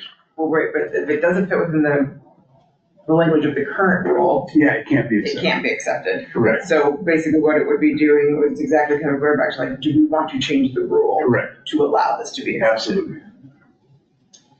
Is that a vote? Is that a discussion? It would be a vote, yeah, it would need to be a vote, but it could be a discussion. It needs to be a discussion. Yeah, right, discussion first. So it would be a vote to change the rule then? It'd be about to initiate rulemaking Rulemaking. to consider changing that. Open for discussion. That's if you want. Ray, I see your mic is on. How do you feel about this? How you feeling? Nutrition is outside of our scope of practice. I am not a dietitian. There you go. Okay. Carol? Yeah, I'm not quite on the idea of adding nutrition to our acceptable topics for CE. I think it's unfortunate the way this particular course was labeled, because the gut-brain relationship and the physiology and the anatomy part of that is a reasonable topic for continuing ed for us. If was like 4 hours in the training that said, and in order to enhance this, one should eat these things or not eat those things, that's beyond our scope of practice. But it sounds to me like a significant portion of this course was in our scope of practice. So my understanding that the massage therapist who initially submitted this wasn't able to provide a breakdown of so many hours was the A and P and the part that we do accept, and these other hours were not part. Was that person? Am I understanding that the massage therapist involved here had an all or nothing approach? Yes. They refused when they provided something, but when they were asked for further explanation, they said no. Yes. Now, I don't know whether that was because they couldn't or wouldn't, so I don't want to speak on behalf of them. But it's either they couldn't or they wouldn't provide that information. But a breakdown of the hours, so we could break out what we could use. And we often do that. I mean, RC person spends hours breaking down people's classes to try to give them the benefit of the doubt and give them as many C's as we can get. Right. We just need some cooperation to do that. We can't. So maybe what I think might be helpful here is do two separate. Maybe like first, I guess maybe take a vote on whether or not the board wants to accept the CE in this limited circumstance. I think then you'll understand whether or not you need a rule change. Yeah, that's right. That's what I was thinking. Okay, yeah. So yeah, sorry, I didn't mean to throw off your. Can I get a motion for that? Well, is there more discussion? I wanted to discuss why I looked at the class and accepted it. Basically what Carol was saying, I did read the class and there was talking about pain and inflammation. After it talked about inflammation, it broke down these things help inflammation. So there was a little bit about, I don't even know if I would use the word nutrition. It was about like, these things will help reduce inflammation. And as a massage therapist, dealing with inflammation is a lot of what we do. And to be able to do our job, I need to know some things that cause inflammation. So in taking the whole class, I accepted the class because it was more of pain and inflammation. By the way, it had a paragraph about nutrition. I'm not agreeing that nutrition is necessarily in my scope of practice, but working on the entire human body, I do need to know something about the human body, and that does include nutrition. So that's just where I'm actually coming from, which I think every massage therapist I've talked to said, we do a lot more than massage people per se. It's like driving a truck. I don't just drive a truck, I need to know about my truck and how to load it, how to unload it, and how to work with the truck. So I'm taking it as a whole, not per se, I don't know, changing the whole rule. I have a question. So if a massage therapist said, I need to know more about nutrition, I'm gonna go to Weight Watchers, that'll do double duty, I need to lose some weight as well as learn about dietary stuff. Are we going to accept CEs for that? It really does become a where do you draw the line on what isn't within our scope. We're allowed to give like general advice, but it's outside of my scope of practice to really advise on what is going to cause inflammation dietarily. right? Like I'm not going to tell my client you should avoid sugar because sugar can cause inflammation, because that's not manipulating soft tissue anymore. I don't think that accepting the class was about advising our client. I think the class was, this is a class about gut and brain and inflammation. By the way, here's this diet and nutrition. So I don't know if you guys are saying accepting the class, learning about this thing as a whole makes us advise our client. I'm not saying that it's a bad thing for LMTs to know. I'm just I'm kind of seeing a little bit of a disconnect between how that applies to massage therapy specifically, which is what our CEs are supposed to do. I understand that it is viewing the body as a whole, and diet does affect the body, but it's outside of our scope of practice to really do anything other than manipulate soft tissue. So this class not really being about manipulation of soft tissue, just about the A and P side of things. I guess seeing a bit of a disconnect. I also am reluctant to negotiate with someone who was willing to do an all or nothing. Like there has to be some give and take. We offered this person a way out and a way to get some credit for their continuing education, and they just didn't want to participate in our solution. And now we're showing them that, that all or nothing is a viable negotiation solution, and we're going to allow all of those CEs, even though they've already been rejected twice at this point. Like they've been rejected by the initial licensure application, and then it came before the board and we rejected it again, and now it's back a third time. So I'm not sure that I agree with the precedent of changing the rule just for this one instance. Thank you, Ray. Director O'Rourke, do people have the opportunity to call in and talk with the office about, hey, I'm interested in taking this class, it's called nutrition, it's got these things. They have the opportunity to do that? Yeah. Okay, so they do that all the time. So,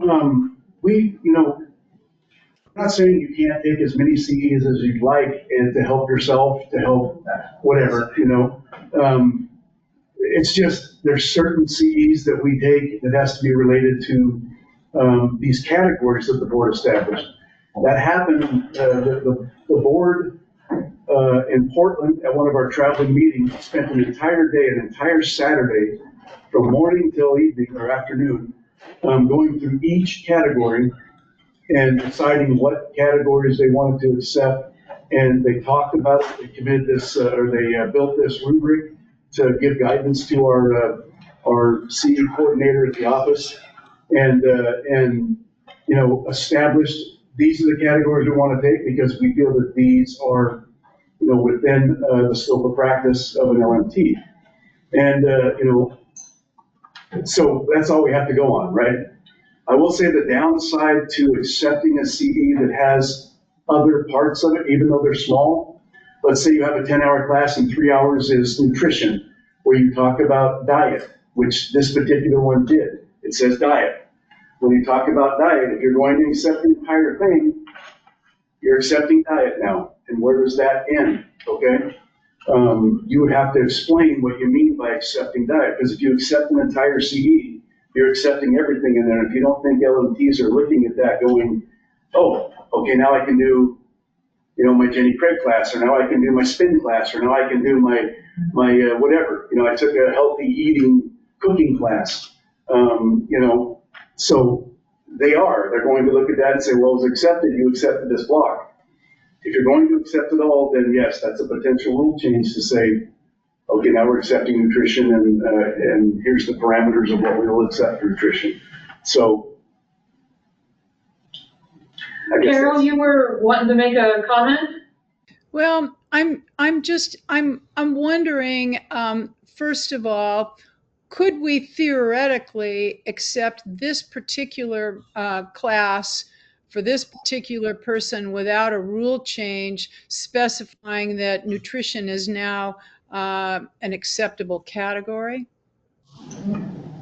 No. Our attorney says no. No, it'd be outside of our rules. Okay. See precedent as well. Well, the class was called Cut and Drain. So when we go to all kinds of classes, you're a craniosacral therapist, I'm a craniosacral therapist. We learn a lot more than manipulating the soft tissue. So theoretically, whatever, if the board looked at everything all our classes took, a lot of it wouldn't be accepted. I mean, but. I disagree. I think that everything you learn in a craniosacral course is about the way that you're going to be manipulating tissue when you're doing craniosacral therapy. CSF is soft. I'm the only person here who teaches craniosacral therapy. I've been teaching independently for 18 years, and that's not true, Ray. But Carol, does this fall within our standards? Does your teaching of the craniosacral therapies for CE fall within our rules and standards? Yeah. If the board of massage accepts craniosacral therapy says that we have to be under that umbrella, then it just goes up. I'm kind of like her. I think the class would be accepted, but the nutrition changes making a rule. So if we're going to have to make a rule, then that makes it really muddy. But yeah, we tried to accept just the applicable portions, and the therapist wasn't going for that. So now we are going to give them credit for the nutrition aspect if we follow that advice of granting rule change for this. I don't think we're going there. We can't do it without a rule change. We're not going to make a rule change to add nutrition to our scope of practice. It's an interesting idea, though. I think about taking a course on pain management, for example, and that required one that we had. And I learned all about pharmaceutical drugs for pain management, even though I'm not a prescriber, you know. So I mean, there are going to be little things that come into a broader training that's within our scope of practice. And frankly, I think that it was the responsibility of this particular massage therapist to go through the material and say, yeah, out of this 10-hour course, 3 hours of it was about certain food choices to reduce inflammation, and be willing to subtract those out rather than turn their back on the whole thing. Or have gotten pre-authorization from the board before the class was taken. I was going to comment, Director Ruark, about, I have a bit of concern about every time we receive a letter about something that we rejected on CEs that don't meet our rules and standards, that we're always looking to change the CE stuff. But I don't think they're, like you said, the board they were intent on what the standards were and what counted as CEs. So, if there's something we can, we have this, we need to stick to that. So about every 3 or 4 years, CEs are revisited by our LMTs. Maybe sometimes about every 2 years. We get a bunch of letters saying, we need to review CEs, or you need to add this, you need to add that. And so I think, the last time the board reviewed the CEs thoroughly was about 4 or 5 years ago under John. I had just gotten here. It went to committee. It came back to the board. The board thoroughly reviewed the CEs. The committee reviewed the CEs, and they all agreed that the language was good and this is what we wanted. So we're saying 4 or 5, maybe 6 years ago, actually, 4 years ago. Didn't we lower it also? Well, no, we tried. We tried to lower it to the statutory. Well, we didn't try. The recommendation was to lower it to the statutory requirement, but the board ultimately said, no, we're going to keep it at 25 but versus. Reduce the contact. Yeah, they reduced the contact portion of it to try to aid our LMTs. So what I'm getting at, the point I was trying to make, is that the board can decide that it's been 5 years, the world has changed. there's more different trainings out there. Things are all different now. Maybe it's time that we looked at all of our CEs, gone over all of them again, and decided, you know, if we want to add some or delete some or move some or whatever, change the way our CEs are written. You know, that's certainly your right to do that. And I think it does need to be done every once in a while to make sure, because things change. You know, learning things change and ideas change and techniques change. And so, I mean, that could be something that at a business meeting, where you have a 2-day meeting, that the board can spend some time going over all the CEs and saying, this is what we want to do, and give direction to a committee, have it go through the committee process and come back, or the rules process and have it come back. Committee process, the rules process. So right now you will need a vote just to decide whether or not you're going to accept or reject. Correct, that's the first vote. Okay, so I'd like to see if Scott has anything he'd like to say. Josh, this has been very well discussed. I actually have nothing to add. Very interesting, very good information, but Thank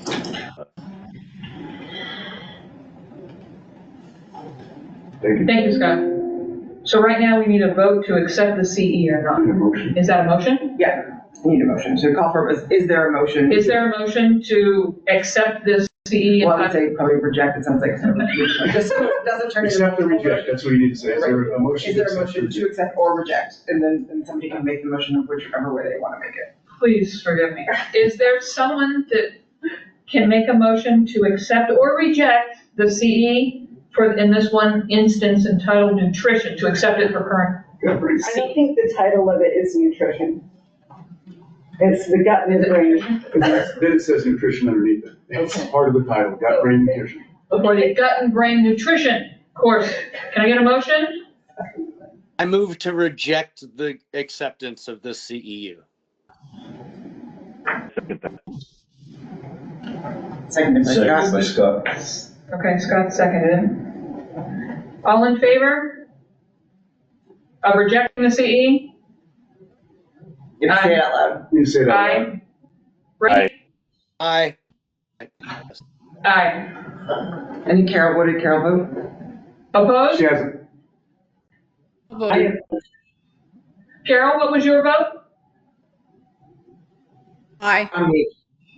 Aye for what? Oppose, accept, or reject? I can reject. Reject. The motion was to reject. Reject is the motion, right? Yes. Reject, okay. And then Scott? He said voted aye. Voted aye. Okay. So that's- And then any opposed? Yes. Right, but you have to call. You have to say it. So any opposed? Any opposed? Melissa said no.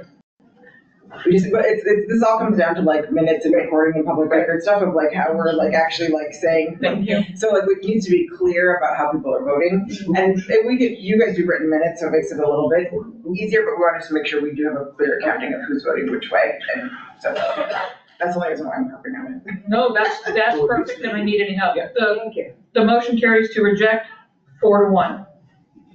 Is that acceptable? Mm-hmm. Okay. Thank you, everyone. I think it's Ms. Akayete's turn. And then do we vote to discuss all the CEUs at a later date? If that's something you guys want to do, is We'll to put that on the agenda. You'll put that on the agenda? Okay. Yep. That's all right. Good thinking, Melissa. We'll make it a work item and I'll put it on the next agenda. Okay. Rules hearing. All right, so the board filed a rule with Secretary of State in October for a rule change because the board needed some funds, and so mainly with the fees. And you can also find that in the November bulletin. At the rules hearing, we had a pretty good turnout. We had 5 people attend remotely. That's epic, because usually it's me. And then we also had 15 written comments for that particular meeting. And you can find all of that in the minutes as an attachment. And it's also on the board website. So But there was most of the comment was against the proposed rules, and I think that people probably misunderstood the intent of the rules, or didn't quite read through what the proposals were completely. But I would hope that people reach out with questions rather than hearsay and sending opposition. But regardless, we did get that, the board member. I hope you've had an opportunity to review. And let me know if you have any questions. So essentially, you're saying all of the correspondence, most of it was people misunderstood about the fees, because the fee, what we discussed is the fee is that 35% is distributed across the board. The fee doesn't go all 35% to the renewal. That's right, yeah. Okay, because that's what I was getting out of the correspondence.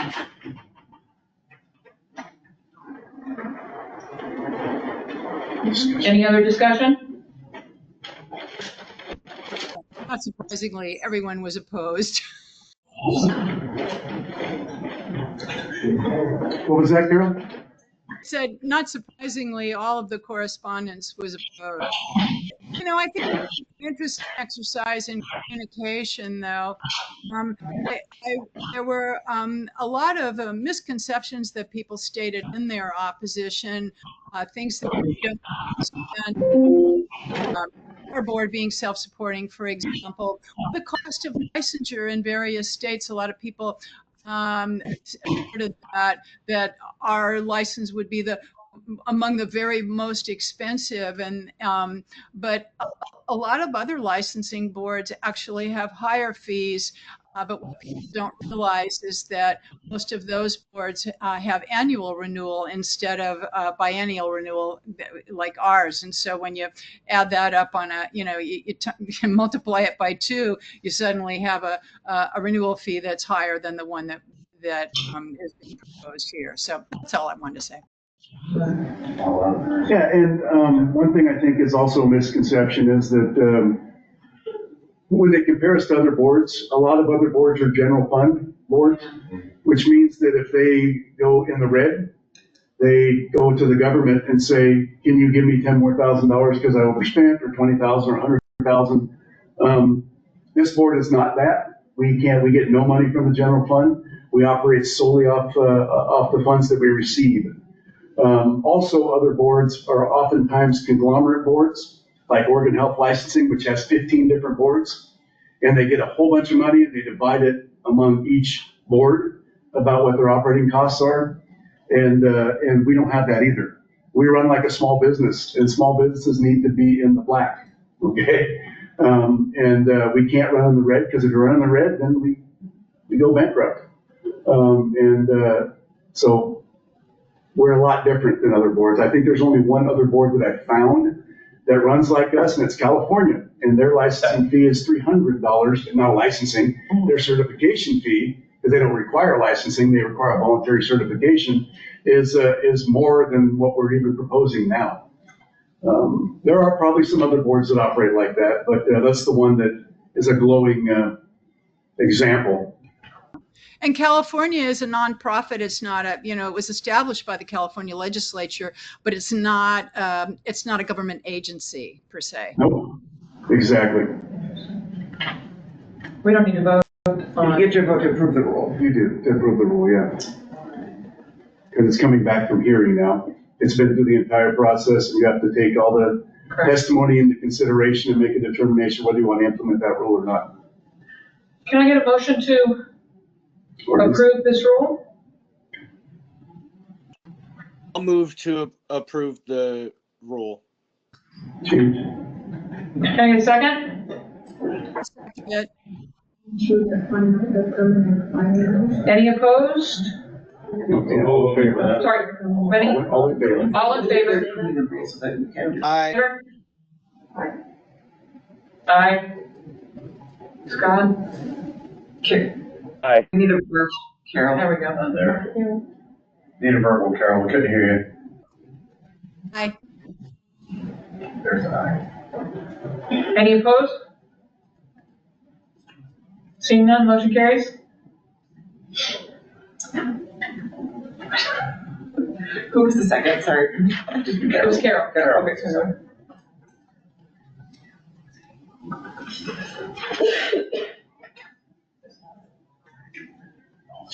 Okay, so the board has approved the rules, the proposed rules, and now we can move it through the final permanent filing process. Can we get a motion? To take it to the final approving process? Okay, so we will move ahead and permanently file this with the effective, that's me too, with the effective date of February 2025. Thank you. February 1st, 2025. Okay, next item.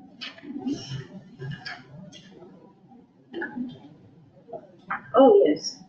We have a few rules that need updating.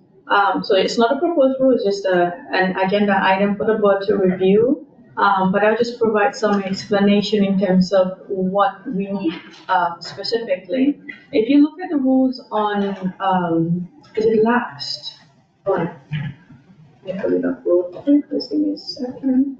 To reactivate a license, you will need to have, now to renew your license, you need a minimum of 8 supervised hours.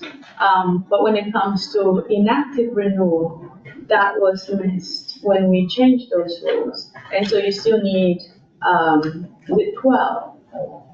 Sorry, I need to pull that up real quick.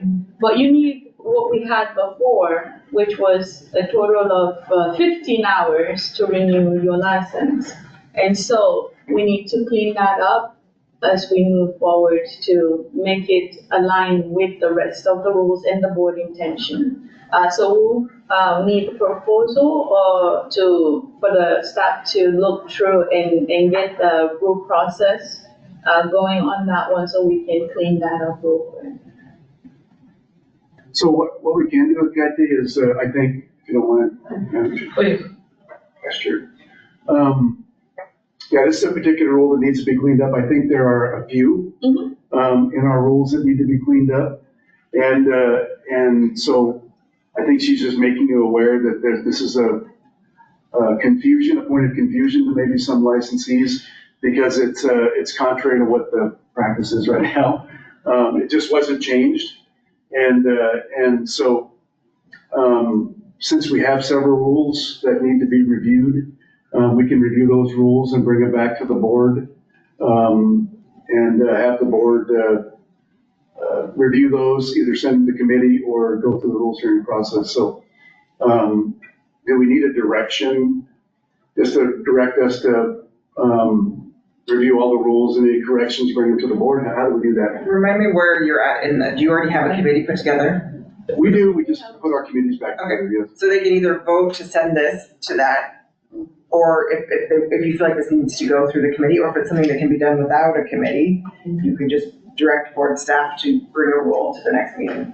I think one of the things Director Ruark was pointing out is that we are also aware or have a feeling that there may be other cleanups that need to be done that aren't in this package. And so instead of sending this to rules, maybe directing board staff to compile any and all that we could find, bring them all at once, or send them all at once to committee. And I know one thing that was discussed, I don't know where we are on it right now, Director Ruark, but there was some discussion of possibly even presenting or proposing to the board, eliminating or changing the double requirements for people coming back from lapsed or expired.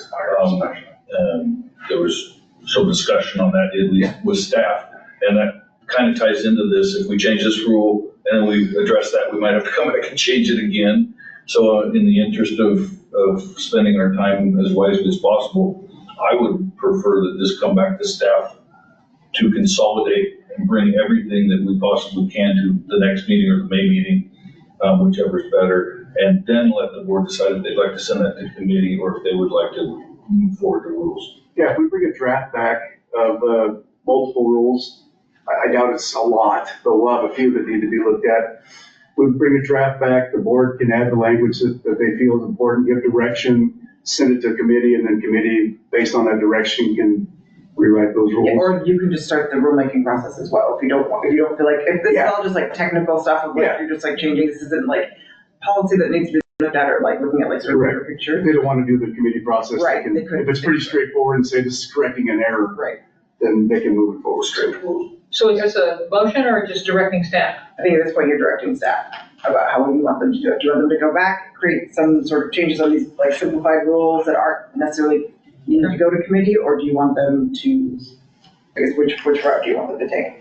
Is it still a motion to direct staff to come back? I mean, it could be a motion. I think this is one of those things where like, I'm gonna guess there's not a lot of like concern. But so you can call for a motion if you want. Okay. So I'd like to call for a motion to direct staff to complete any and all OERs that need cleanups and bring back to the board. Yeah, more technical cleanups. For technical cleanups. I make a motion, we direct staff to clean up any technical cleanups and bring it back to the board next board meeting. Sweet, can I get a second? All in favor? Aye. Aye. Who's the second? Ray was. Ryan was. And I heard English. I heard. You heard it. And then, any opposed? Any opposed? That's not me. Motion carries. Here, Kathy. All right, next we have 11:09. We've not had one in a while, and we do have some topics, and we will. Answer your question. I'll answer your question. What borderline is it? Mike is laughing. So the no, it's because we haven't had one in a while. So yeah, the borderline is the borderline is our online newsletter. And we used to be pretty religious with it. We have missed a couple of those, just simply because, with COVID and things like that. There was a lot going on, but we want to get back to a schedule. We do it twice a year, which is what the board would like to do. And these are some topics that we propose as board staff, but the board can certainly add any topics they would like. We also had board members write articles before regarding anything and everything, pressing issues, things like that, introductory articles, whatever. So we're proposing these. You can remove these topics. You can add your own topics. So we're asking for topics for our spring edition of the, and it's not 2024, it's 25, borderline. No, the 25. No, I'm talking about the, yes, 20. Yeah, it's a new year. Just started. You've got a long time to get caught up with it. I just have wrong. Never mind, carry on. I have a topic. I don't know.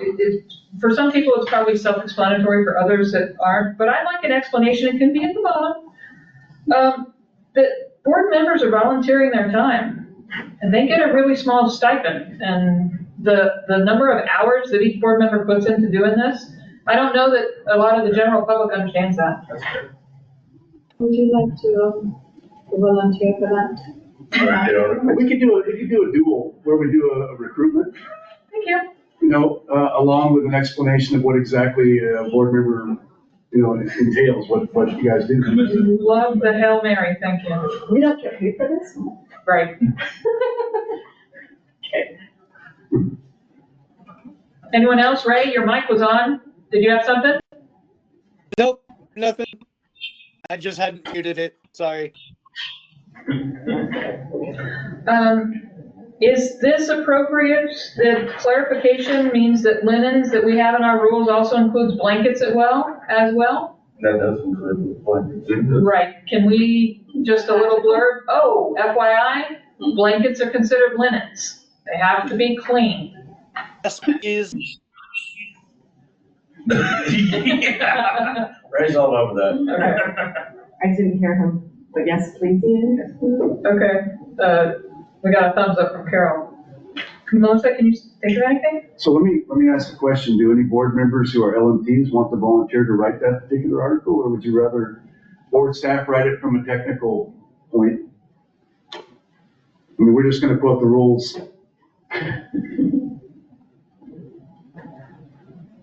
This is I guess it's so us. Ray's alley. Come on, I see you thinking about it, Ray. Ray about to. I'm not the strongest writer. It would probably be We're pretty good editors. normal. Okay, it'll be us. I'll assign somebody. And especially if it's clear in the OARs. Yeah. You know, maybe a circle, a highlight, big flashing something that. Neon sign. Neon sign that indicates. Okay, I think I'm done. Anyone else got topics for the borderline? Melissa? Anything that you can think that, you know, just you want to share with other people that they don't know? Like. Obvious but reasonable to reiterate that our purpose for being is to protect the general public, not to improve business opportunities for LMTs. I'm reflecting on some of the public comment that we got about the fee increases and people saying like, well, you haven't done anything for us, and what about us? And you know, it's kind of like you pay the fee to get a driver's license, and DMV is not going to help you with your car payments, and there's more difficult. But it's important to know that is our primary role. Yeah, we could work that into the article that we talked about with regards to board member duties and responsibilities. I can work that into that article. Did break that? I think that's really a good idea. Oh, no. When do you expect more concrete information about the legislative concepts that we discussed earlier? Well, that's a great question. I don't. I mean, I don't know what to expect or when to expect them. I mean, this is short session. No, this is a long session. This is a long session. Short sessions next year. So they had a cutoff date for LCs and bills to be introduced, or have a cutoff date. I think they had a cutoff date for LCs anyway. And so, you know, we should know all the bills that are introduced. Yeah, soon. And then from there, you know, we'll just track them from there. So I don't really have dates. Okay, I asked that because I would like to propose that one of the topics, depending on what survives the legislative process, about, if appropriate, discussing what legislation might be pending. Not in support, just basically informational. Yeah. And/or discussing what the board can and can't do regarding human trafficking and the illicit massage businesses. Okay.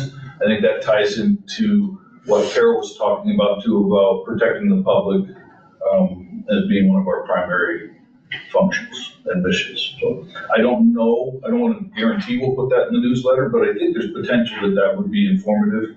And we do get a lot of comments and calls about why can't you just shut these places down, and I would be willing with Midge to draft up a little article about why we can't do that and what we're doing to try to have more tools for that. I would like to wait until the legislative process gets a little further because they might tie in together as an introduction and then an explanation. We can discuss that further, but I'd like to propose that. I like it. Any other ideas for borderline? And I do know that this is something that we have to vote on because it's in red. So can I get a motion that we accept the topics we just brought up and talked about? Move to accept the topics. Can I get a second? I second it. Bravo. All in favor? Aye. Aye. Any opposed? Guess not. Motion carries. I just want another break. Do we have to, you got a motion? No, it just needs a motion. You just need a break. Okay. How long? We are just about, we have public, Okay. of course, public, and then we're, okay. And then we're done, and then there's a break built in. Okay. It's literally a few minutes. If you can hold on, if not, we can take a break, but. Melissa? No, Okay. go. Okay, any new? This meeting Any new board member business? Any new business from the board? From board members? Okay, so now we're going to move into public comment and correspondence, but I would like to hear from Donald first. He had some comments. Oh, yeah. Okay. I have a bunch of different topics. The first is that Cindy Robert, who was referred to as the state lobbyist, is paid for by AMTA Oregon. She's our lobbyist. Just wanted to clarify that in case that wasn't clear. Next would be the post-client relationship issue. New Mexico's rules, which I was involved with 25 years ago, is 3 months, but that was 25 years ago. Having a specific time period, to my mind, no matter what you decide it to be, and 6 months is just fine since it's consistent with the rest of Oregon board rules, I think is important. It helps make things clear for therapists and clients alike. But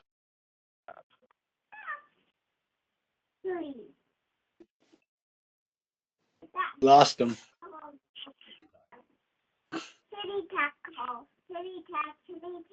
Glad it's not me that thinks that we lost them. Oh, no. They're gone. Wait.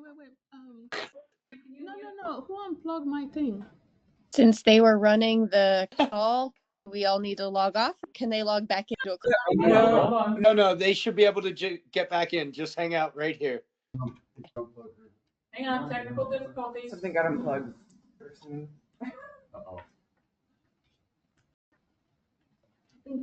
Is it just off? It wasn't stable. Yeah, the owl's gone. Hold on, just so we're getting back. Please hold. Enjoy the music.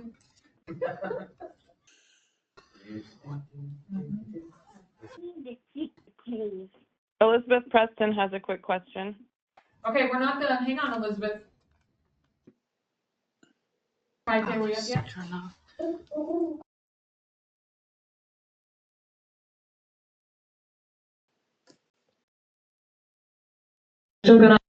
Still haven't had his. Okay, please don't. Please continue. okay, I'm not sure if some of that got cut off. How do you define the essential conduct?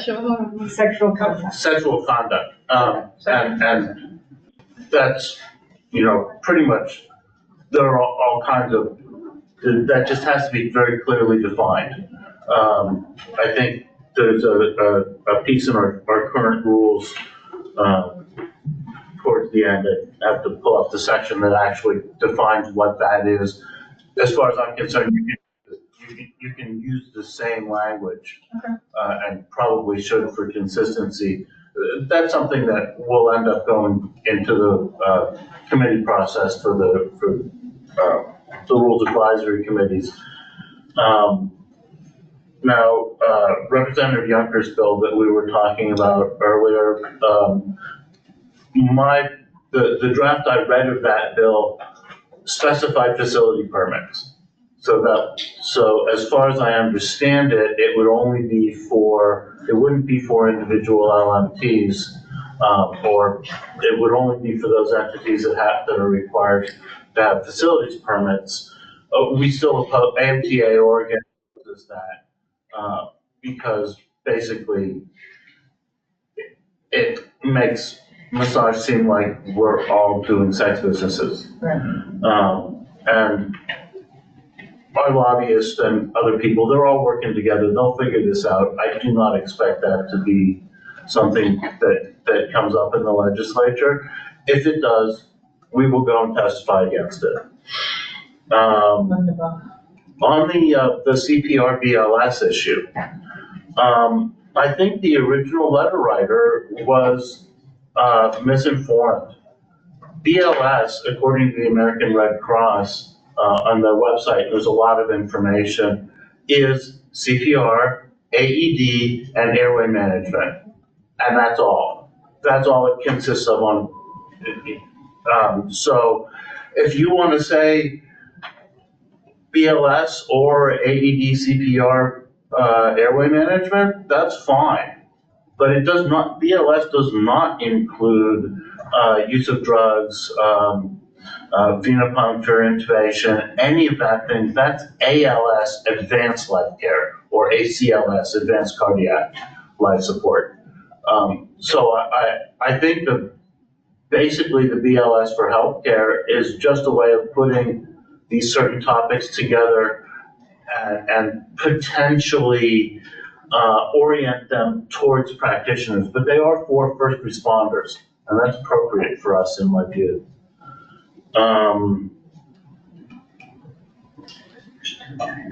Yeah, that's all I've got. Thank you so much. I don't want to take up Thank you, excess Don. time. Appreciate that. Okay, so moving to correspondence. Well, we got more public comment. More public comment. Oh, public comment is next, as opposed to. That's what we were doing with Don. So Don was a public comment, and Yes. you have to see if there's anybody else in the public that wants to continue making comments. Anyone else in the public that wishes to make a comment, please identify yourself, turn your mic on and camera as well. Introduce yourself. So somebody named Seth wants to make a comment. Seth. Seth? Seth, I hear you'd like to make a comment. Can you turn your mic? Yeah, apologize, having issues with the camera. I just wanted to, so whenever you guys do actually have a slate of bills, if the legislature has numbers and things like that ready to go, I just was wondering if you would like anything like written testimony or something. I'm actually doing quite a bit of that this week for involving human trafficking.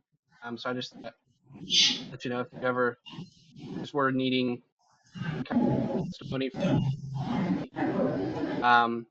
put that out there.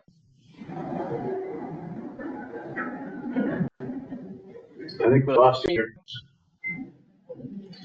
Seth, we're having trouble hearing you. You're cyborging. Okay. Just to let you know, wondering whenever you guys have, state of bills, especially those involving trafficking, you ever in need of any kind of written testimony of support or anything like that, if out there, the FSMTB can help you with that. I'm actually doing that quite a bit this week. Obviously, I didn't know either.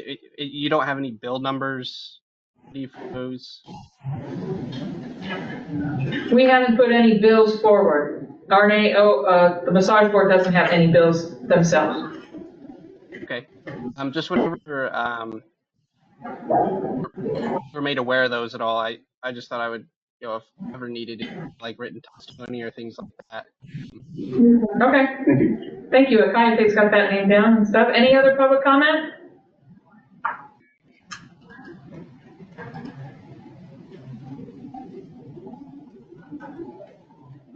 Akayate? Nothing else? I don't see anybody else raising their hands. Is this where we can move on?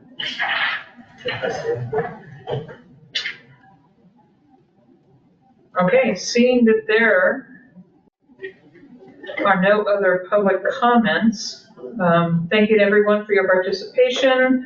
The board will now transition into executive session. Okay, one second. Oh, yeah. So we do have correspondence. Do you want to take that break and do the correspondence when we get back? Or you want to look at the correspondence right now and take a break first? Just finish it. Keep going? Okay, so are there any comments from board or staff on the correspondence that we received? We received 14. Do I have to individually select them out? It was about CEs, it was about CE versus unsupervised ethics, as well as the fee increase. So we shouldn't be taking any more comment on the fee increase because that's the rule. So okay, sorry, no comments on the fee increase, we voted. So any comments on CE competency issues or CE supervised versus unsupervised ethics?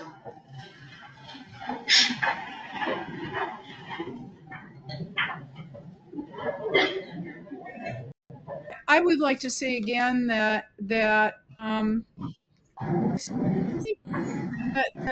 You know, back to borderline, that people could use, I think our licensees could use another boost of information about the difference between supervised and a perceived notion that it has to be an in-person, in the room type of training. I think that people still quite aren't understanding how broad actually supervised CEs, you know, how broad the definition really is, and how great the opportunities are for taking classes that are cost effective and doable.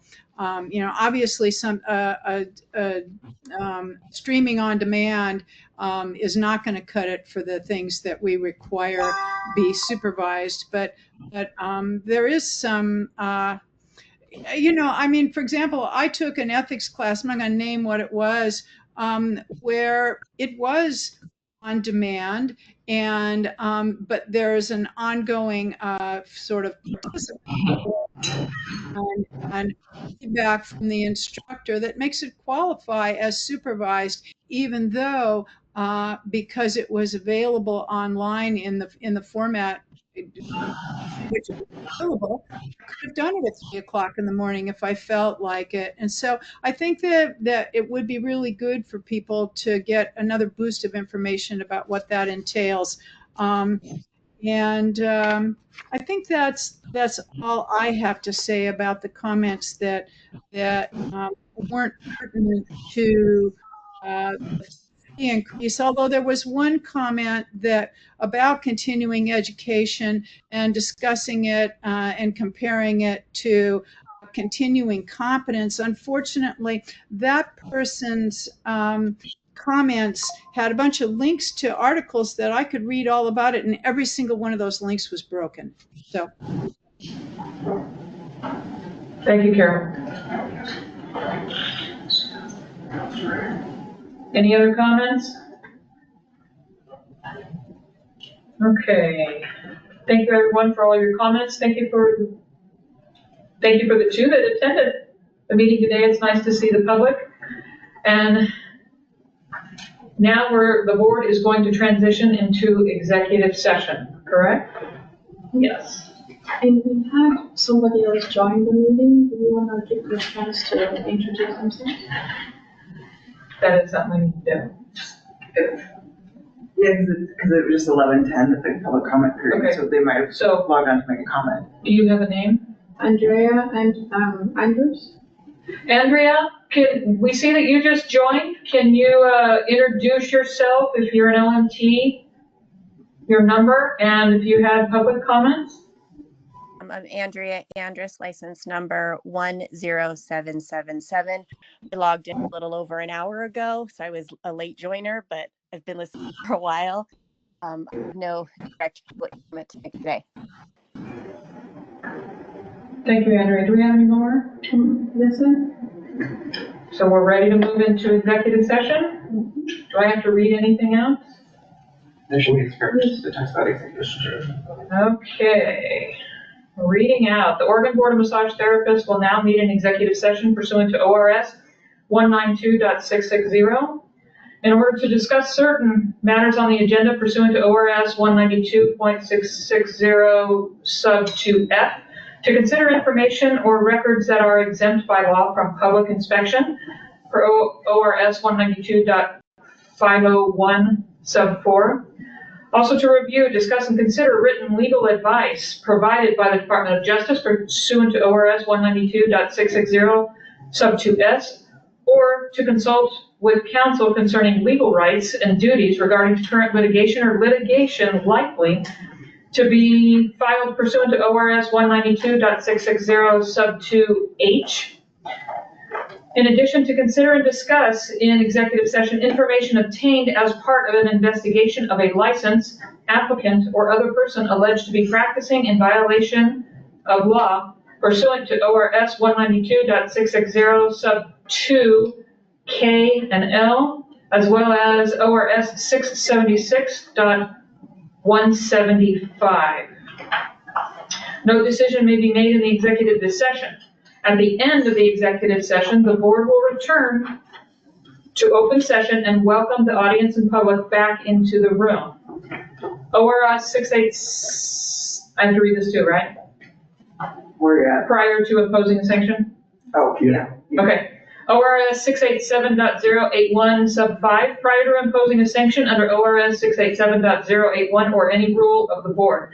The board shall consider, but is not limited to, considering the following factors. A person's past history, and observing the provisions of ORS 687.011 to ORS 687.250, as well as 687.895, as well as 687.991, and the rules of the board. B, the effect of the violation on public safety and welfare. C, the degree to which the action subject to sanction violates professional ethics and standards of practice. D, the economic and financial consideration of a person subject to sanction, and any litigating factors that the board may choose to consider. We need an estimate on the time to return to public session with as many. What time? It is now 11:15. We need a break, about 15-minute break. 2 hours. 2 hours, fine. Probably, yeah. Okay, 11, 12. If I can add, that's, Make it 1:30. okay.